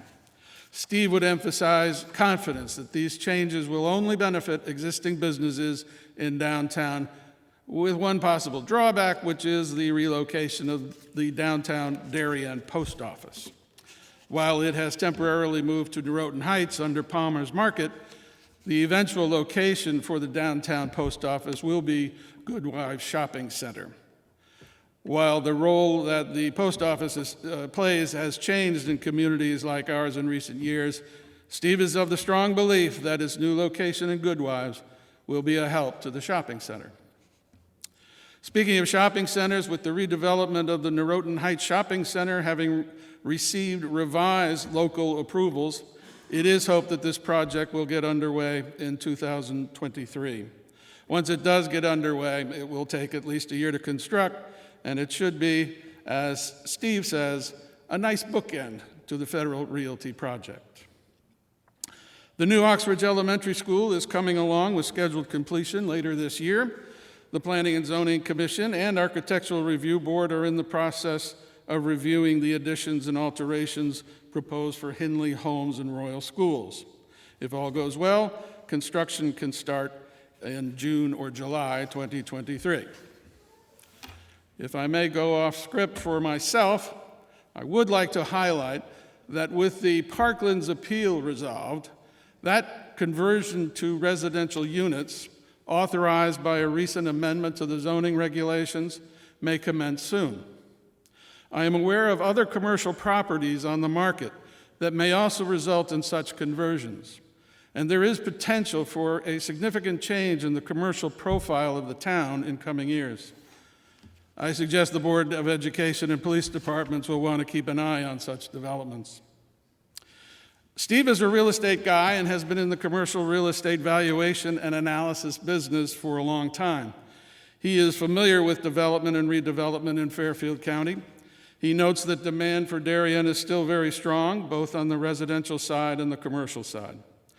While this is in the domain of the Board of Finance and others, Steve believes that long-term private redevelopment projects will have a significant positive impact by increasing the overall grand list of Darien, which has the ability to keep the mill rate the same or even lower it.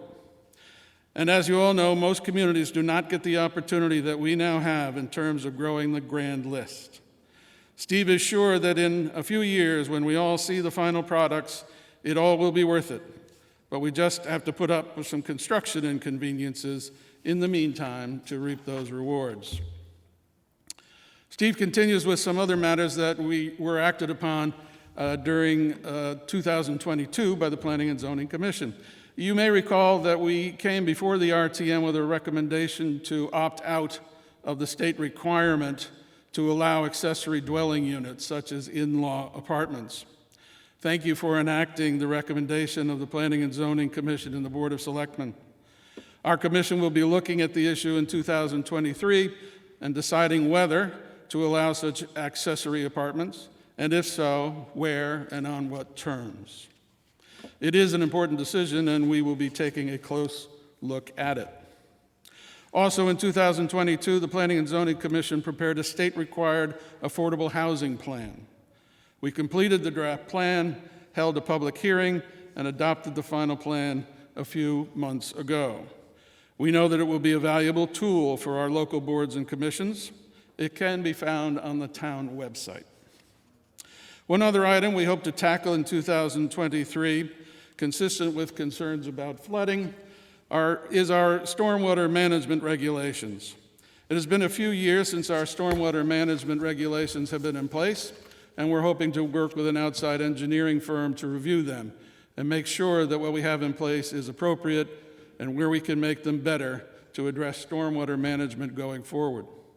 As properties in Darien are redeveloped, drainage will continue to be a prime focus of the Commission on many applications.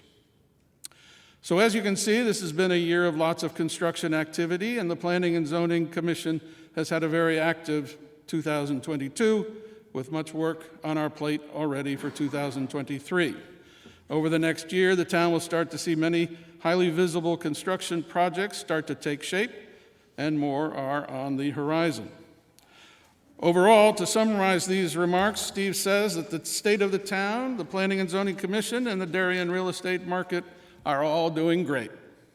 So in conclusion, Steve, and if I may add myself, we wish you all the best in 2023, and he looks forward to updating you all again a year from now. Thank you.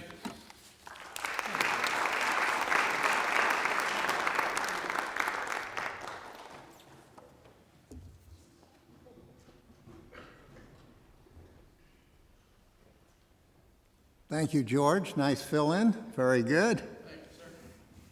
Now, speaking for the Board of Education, Duke Dineen.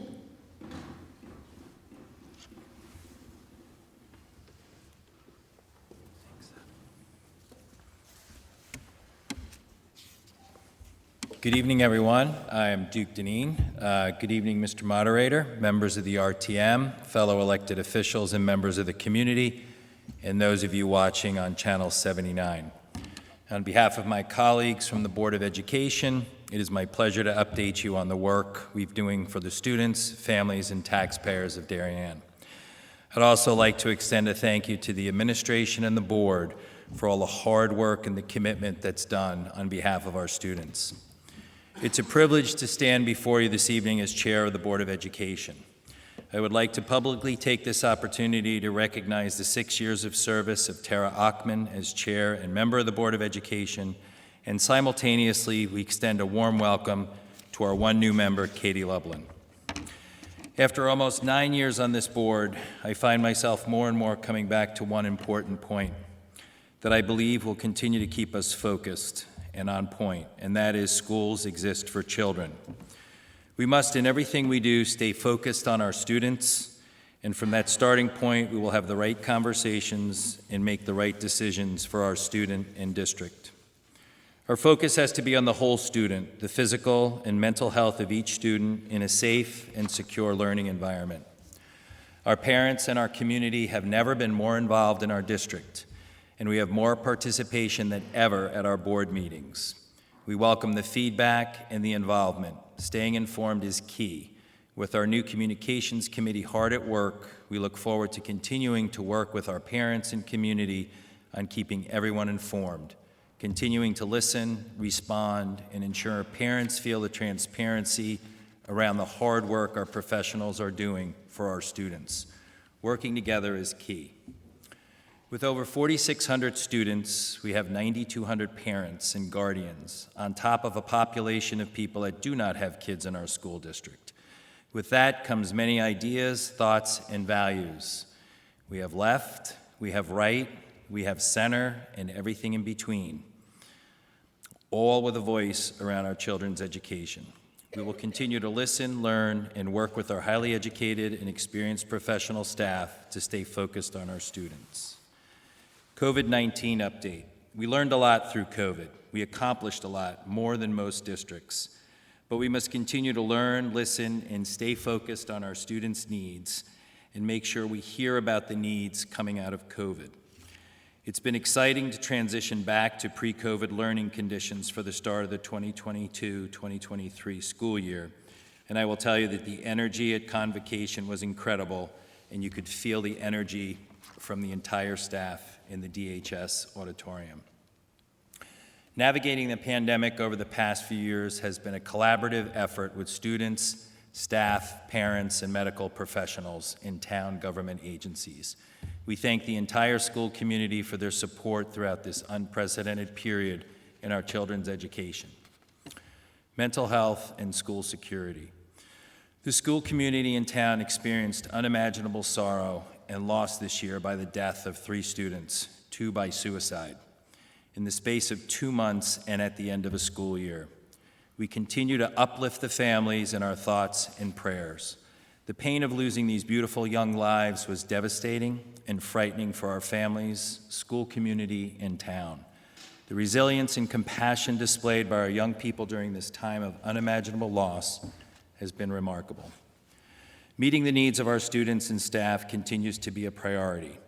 Through the establishment of a town-wide mental health task force, we are collaborating as a community to address the mental health needs of our students and train our staff as we move from a period of postvention to prevention and awareness. In the near future, we will welcome a new director of mental health who will guide our efforts to ensure mental health and wellness of our school community, working hand in hand with our town. In addition to mental health and wellness, we continue to improve our practice with the physical safety of our schools.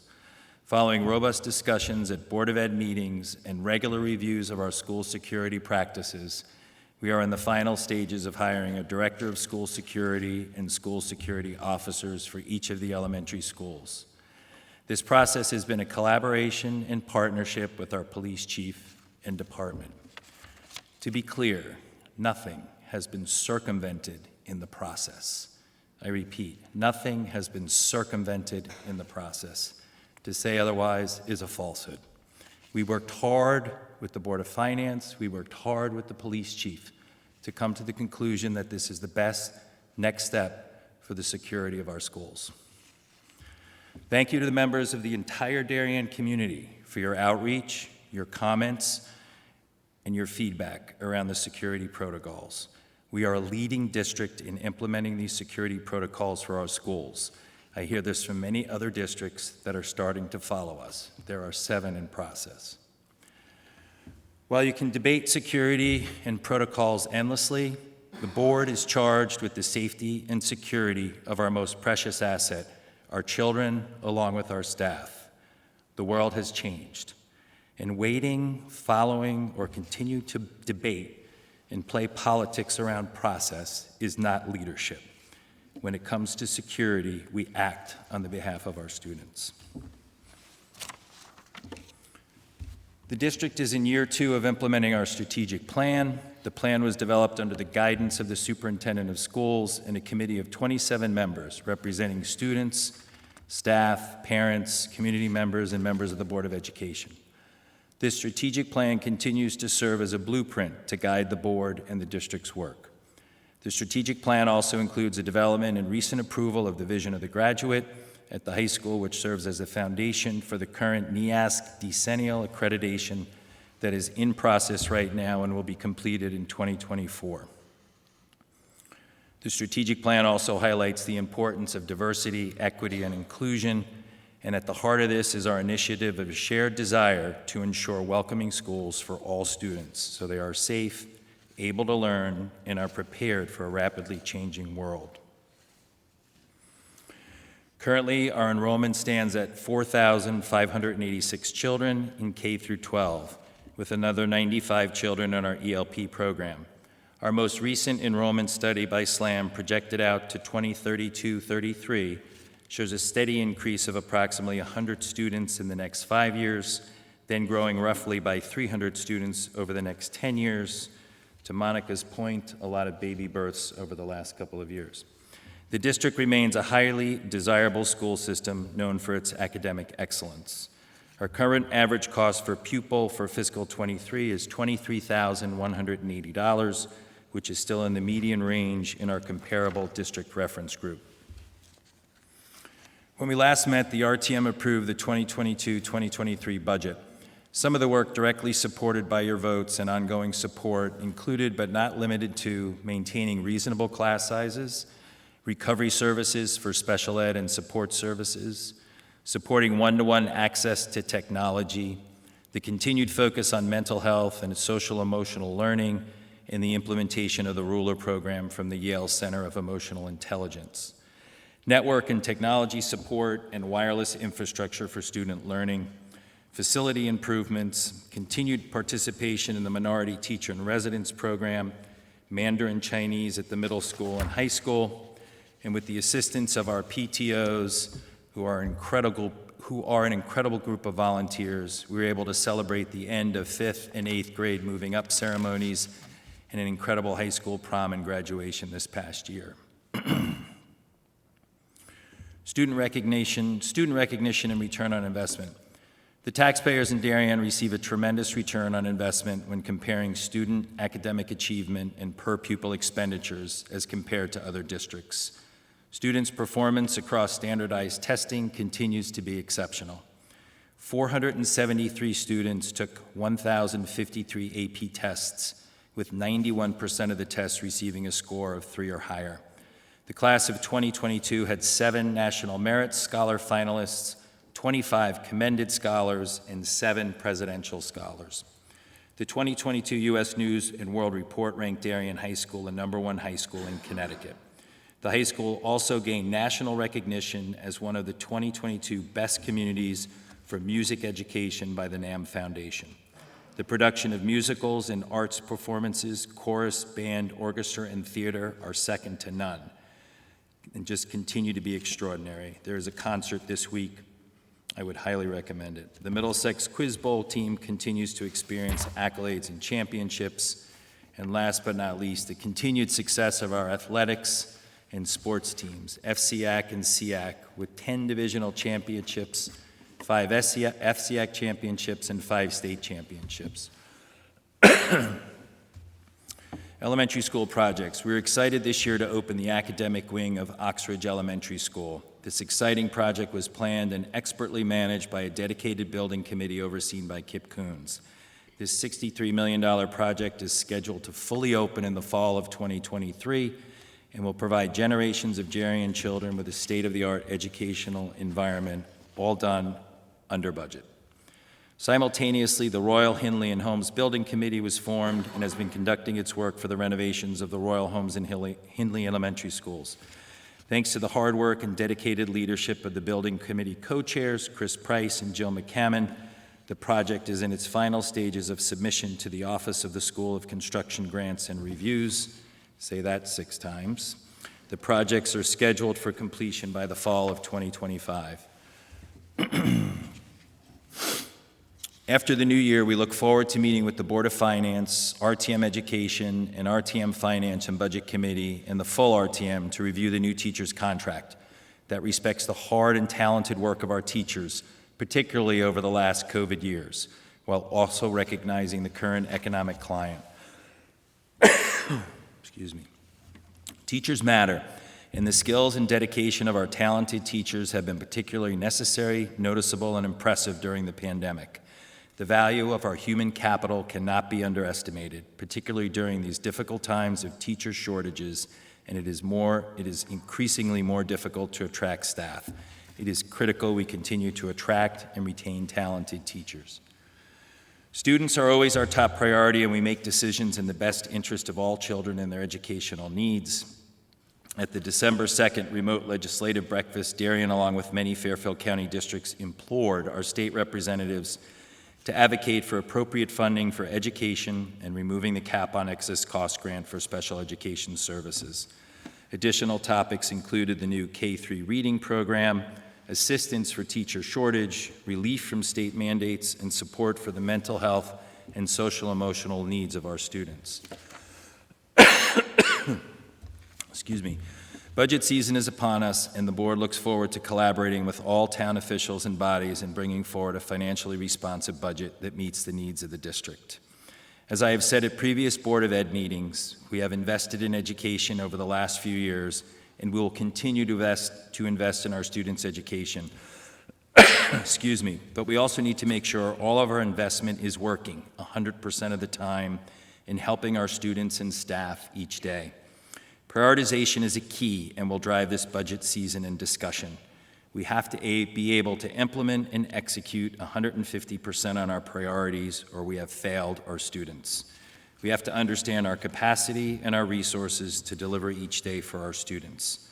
Our priorities, as I have mentioned at recent board meetings, will keep us focused on the student, the mental and physical well-being of our students and staff, the safety and security of our students and staff, our commitment to our facilities and infrastructure, supporting teachers and recruiting new teachers through our new contract, our commitment to our communications committee in delivering on a comprehensive communication plan, and continued work and transparency through our curriculum committee.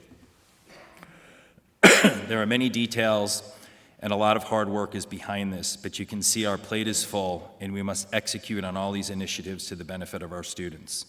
Education is in constant motion, but we need to make sure we are focused on the basics of each day.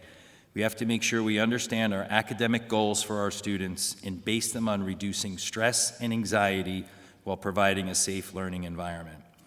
In conclusion, let's stay focused on the student. Let's support our incredible teachers and staff. Let's execute on all we have invested in. Let's keep our priorities. Let's continue to listen to students, parents, teachers, and the community. Together, we are the best district in the state and one of the best in the country. On behalf of the entire Board of Education and Administration, I'd like to thank you for this opportunity to address the town. I wish you a healthy, safe, and happy holiday season and look forward to further discussions in the new year. Thank you.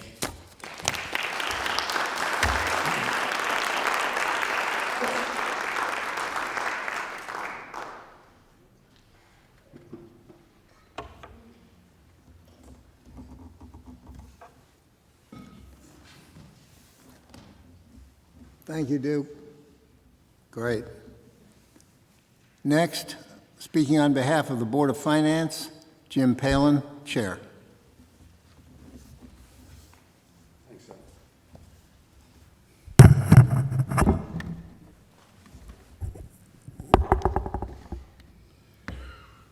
Good evening, everyone. RTM members, elected officials, and the public, as well as those watching on Channel 79. It's 10:20, so I'll try to get through these 45 slides as fast as possible. Okay? A little bit of a mix-up, so we don't have a presentation behind me, but Jim Cameron, the team at Channel 79, will be broadcasting the dozen slides that I have, so you all, when you get back home tonight, can review the presentation again. Okay? In all seriousness, I will say, as I report on the financial state of the town here, we're in great shape. One of the reasons we're in great shape, as you heard Monica talk to earlier, a lot of our service programs here in town are delivering sort of all-time high in terms of revenues. And you look at sort of what that does to the budgets. We heard George Reilly speak earlier about the healthy real estate market that we're facing and the growing grand list, the additions to the grand list as a result of a number of these large developments we see at Corbin Drive and Norotan Heights, and even some of the other ones that are being considered. And we've even heard Duke Dineen, Chair of the Board of Education, talk about how their board continues to look at return on investment in their budgets. And they constantly, while they look at new programs, I think just at his last meeting, he mentioned they're constantly reevaluating programs that they have currently based in the budget. To the finance guy, to the team, the Board of Finance, it's constantly looking at our overall expenditures, if you will, the governor of expenditures in town here. Those are sort of music to our ears. So what I'm going to do is run through a handful of pages here. We talk about the overall state of Darien's fiscal health, and really hitting on the high level here, and I'll try to keep it short. In summary, Darien is in a great financial condition. We offer significant value to our residents, and we continue to invest. First off, our AAA rating. Darien's rated AAA from Moody's, which is the highest possible rating we could obtain. That rating, Moody's has indicated a few months ago, will be maintained even following the $60 million investment in Oxbridge, the close to $80 million of bonding that we will undertake for the HHR improvements to our 3 elementary schools, and the $103 million of bonding that has been approved for the purchase of Great Island. That will make us and allow us to continue to have ample access to the capital markets, to deal with constant reinvestment in our emergency apparatus, as we talked about tonight. You all approved approximately $2 billion for a new fire truck. We have investments that we need to make to repair the bridge on Hanson Road, the Rings End Bridge, and other investments that constantly pop up. So we're in very good shape to access the cheapest funding available. We currently, the audit's not complete yet, but we expect that our fiscal year 2022 year-end fund balance will be $27.5 million. That's up approximately $1 million from the year before. Okay, and it's approximately $8.4 million above the Board of Finance's stated minimum threshold, which is approximately 12% of our budgeted revenues and expenses. We have ample debt capacity. We ended this fiscal year on June 30th with about $84.6 million worth of debt. The last time we had $84.6 million of debt was 10 years ago. Debt has been falling since then and has only recently begun to rise as a result of some of the school projects, namely Oxbridge, and other smaller bonding projects that we have. If we talk about Great Island and the HHR buildings as well as some others, it's the expectation that our debt would rise to around $210 to $230 million over the next few years. And that compares with an all-time high of $100 million about 15 years ago. But again, in talking with the rating agencies, we're in great shape. They may expect us to maintain a AAA rating and be able to bond any known and unknown costs that may come up. And even after this incremental bonding, we'll be well below our statutory debt limits that we have set from the state. Our mill rate. Darien has a mill rate of about 17.23%, mills, I should say, per thousand of assessed real estate value. That's one of the lowest in the entire state of Connecticut. And it's driven in part by the fact that we're good stewards of our two operating budgets at the Board of Selectmen and the Board of Ed level, but also because we have a very strong and growing grant list. Our grant list has grown outside of the mega projects that you may see in Corbin and in Norotan Heights. We've generally grown at around 75 to 100 basis points per year. If you look inside the large projects that are underway, we expect that those will add 100 to 150 million per year over the next 3 years to our grant list, which will help to offset some of the increase in expenditures which we'll be seeing as a result of some of the short-term inflation and contracts that have been agreed to.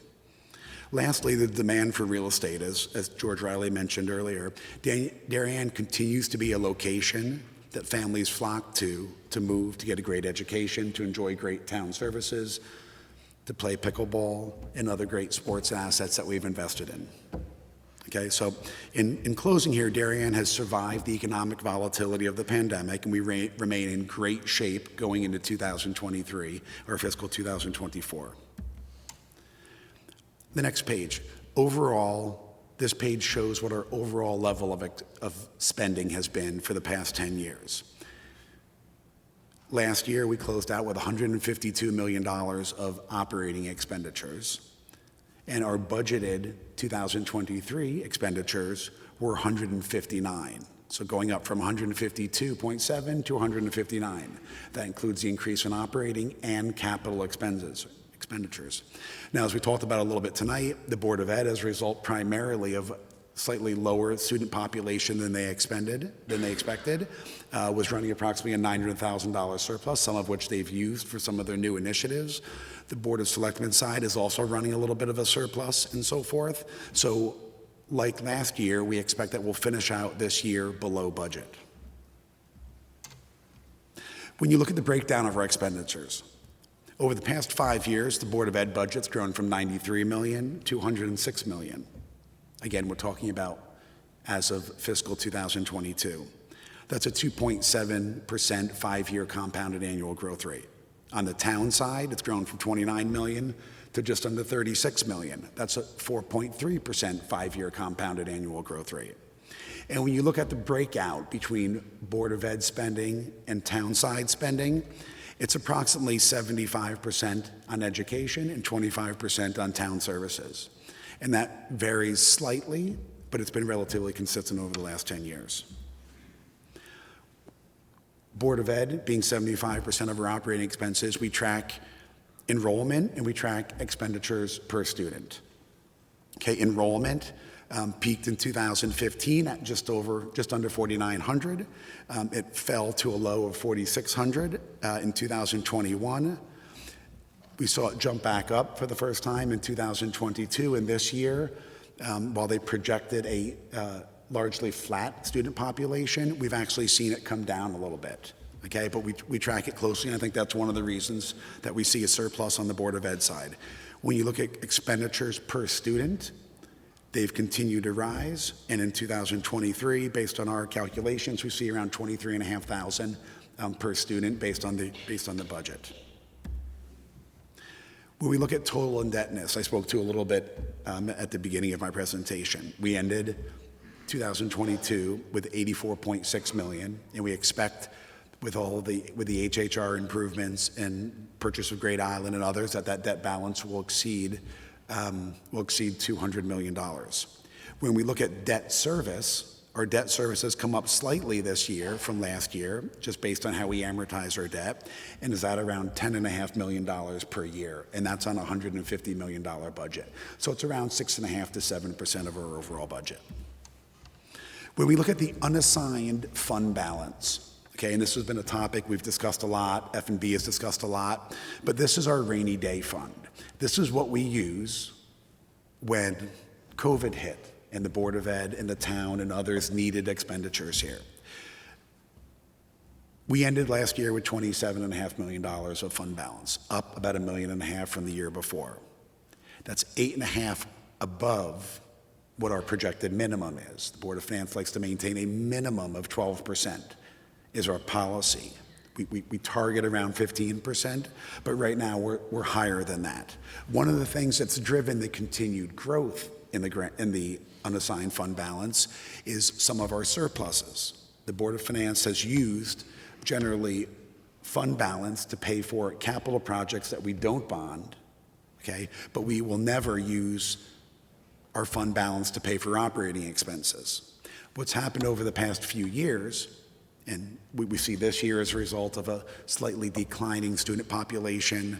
We saw last year as a result of significant federal grants and state grants that we got in connection with the pandemic and so forth, is we've had surpluses within our operating budgets. So what has happened is those surpluses that get deposited back into the general fund have been greater than the actual cash-funded capital projects that we've been funding out of the general fund. So one of the things that we'll be looking at this year is how are we budgeting? We want to make sure that we're budgeting as accurately as possible. We want to make sure that both the Board of Selectmen and the Board of Education are funding all of their expected needs, but we want to make sure that there's not surpluses or reserves inside of these budgets, because the one reserve that the town holds as our general fund, and that's what we should be using to fund overruns in either one of our budgets.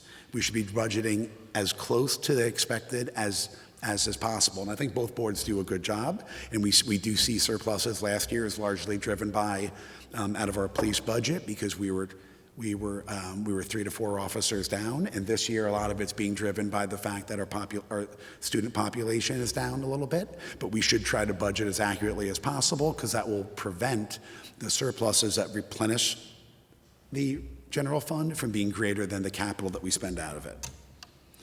If you look at 2022 at a glance, on the revenue side, property taxes came in about $700,000, or 0.5% higher than we expected. A lot of that was driven by some of our conservative assumptions around the collection rate. Part of it was driven by a higher than expected collection of past due taxes. And others were driven by changes in building permits that added to the grand list. When we look at other revenues, largely town clerk revenues as a result of property sales and building permits, we're about $1.9 million higher than what we budgeted. State grants, we were generally in line with what we expected. In our contribution from fund balance, we had assumed we were going to include $3.2 million from fund balance, but because of the surpluses that we got back, we actually didn't include any, so it's a $3.2 million savings, or reduction, I should say, in revenues. On the expenditure side, the town had a $1.2 million surplus, again, largely driven by the police budget of close to $450,000 to $500,000. The Board of Ed has returned a surplus to the town of approximately $700,000, which was about 70 basis points of their overall budget. And debt service and capital came in as expected. Guidance. So in the past, I and my predecessor have talked about budgeting guidance. So we break down the budget growth into 2 different areas. Core growth, which is delivering the same thing next year as what we did this year. And then we look at new growth, the addition of new programs and so forth. And while this year, the long-term guidance that I'm providing is similar to what it was last year, is 2.5% growth for existing core programs.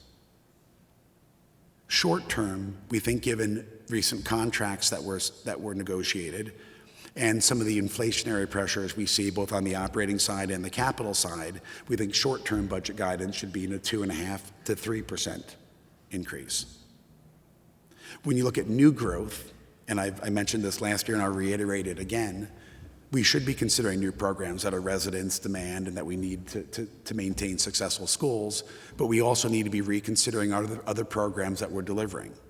And whether this is on the Board of Ed side, adding a new language and removing another language, or adding a new program and removing the bring your own device, and whether on the town side there's also new programs that we look at expanding versus reallocating or shrinking programs that are not in demand. We need to constantly re-evaluate and look at the return on investment that we're getting out of all of our dollars, not just new dollars. So overall, as I think about overall budget growth in terms of core budget plus growth, we think long-term that should be around 3%. And short-term, given some of the inflationary pressures and so forth, it should be in the 3 to 3.5% range. Grand list growth, which I'm expecting to be 100 to 150 million in each of the next few years, will offset some of these short-term inflationary pressures that we're receiving. But long-term, we need to return to what we think are manageable budget increases around 2.5 to 3%. In closing, I'll give you a few thoughts, okay? New initiatives I've talked about. We need to constantly reevaluate everything we're doing to see if we can do it better and see if it's truly being demanded by our students, our staff, and our residents. When we think about continuing to make investments in the town, right? We're very near completion on a $60 million elementary school up at, to replace the old Oxridge. That's coming in below budget. I did not hear of any value engineering in that project, and we're going to end up with a very attractive asset that will serve this town, its residents, and its students for a long time. We have $140 million of new investment, as I mentioned, between the HHR building programs, around $80 million, and the $60 that we just spent on Oxridge. And lastly, the Great Island acquisition, of which you all approved $103 million worth of bonding. That's a lot of bonding, in addition to our normal capital investments we need to make. We need to think very carefully about incremental new projects. The guidance that I mentioned before, guidance is guidance, and it's designed by the Board of Finance to help keep this town fiscally healthy. That means we want to deliver all the services that we demand, and we want to keep a low mill rate. That helps continue to drive people to Darien, that helps support the lower taxes, support strong real estate values here. And again, budgeting. Budgeting should target what we actually expect we will spend. We should not be including reserves or excesses or contingencies in our operating budgets. We have a $27 million reserve fund that we can tap at any time. If any board should have a shortfall on their budget, they can always come to the Board of Finance and then to the RTM to access this. And it can be done within, depending on the amount, within a week or a month's notice, okay? I think one of the reasons we've been very successful and continue to be financially healthy is that I think the Board of Finance has a very strong relationship and collaboration with both of our operating boards, with the Board of Ed and with the Board of Selectmen, the two operating and sort of policy-setting boards in town, as well as with the RTM. I think we have an excellent relationship and work very well with you all, okay? As it relates to items that come before the Board of Finance, including items like the security, like the appropriation for $300,000 for the security officers, what I would reiterate to everyone here in the RTM and members of the public is that if you have comments on something that comes before the Board of Finance, you're all of our constituents, you're our clients. If you have comments on or opinions that you want to be heard as we consider appropriating funds, even when we're being asked to appropriate funds in the face of a $900,000 surplus, I invite you all to attend our meetings and give us your input before we vote on it. If you can't attend our meetings, all of our emails are at the end of this presentation, and you should all send us an email. Individuals, committee heads, you're all welcome to provide us input. I noticed there were 47 people who wanted to provide input on the security initiative. There were 0 that showed up at our Board of Finance meeting. You're all welcome. There were 0 emails that we received on it. You're all welcome at all times to give us your input. Even if it's appropriating surplus, just because you want it to come here, you should give us your input. It's hard for us to react after the fact. we will be responsive if you have comments. So that's it. On behalf of the Board of Finance, I'd like to thank, first off, our staff, Jen Charneski and her team, who do a fabulous job with all of our financials. They effectively run this entire town, interact seamlessly with the Board of Ed, overseeing the largest department there, and really help to keep us in great shape here. And I'd like to wish you all happy holidays, happy New Year, and I guess I would say I look forward to the upcoming budget season. Thank you very much.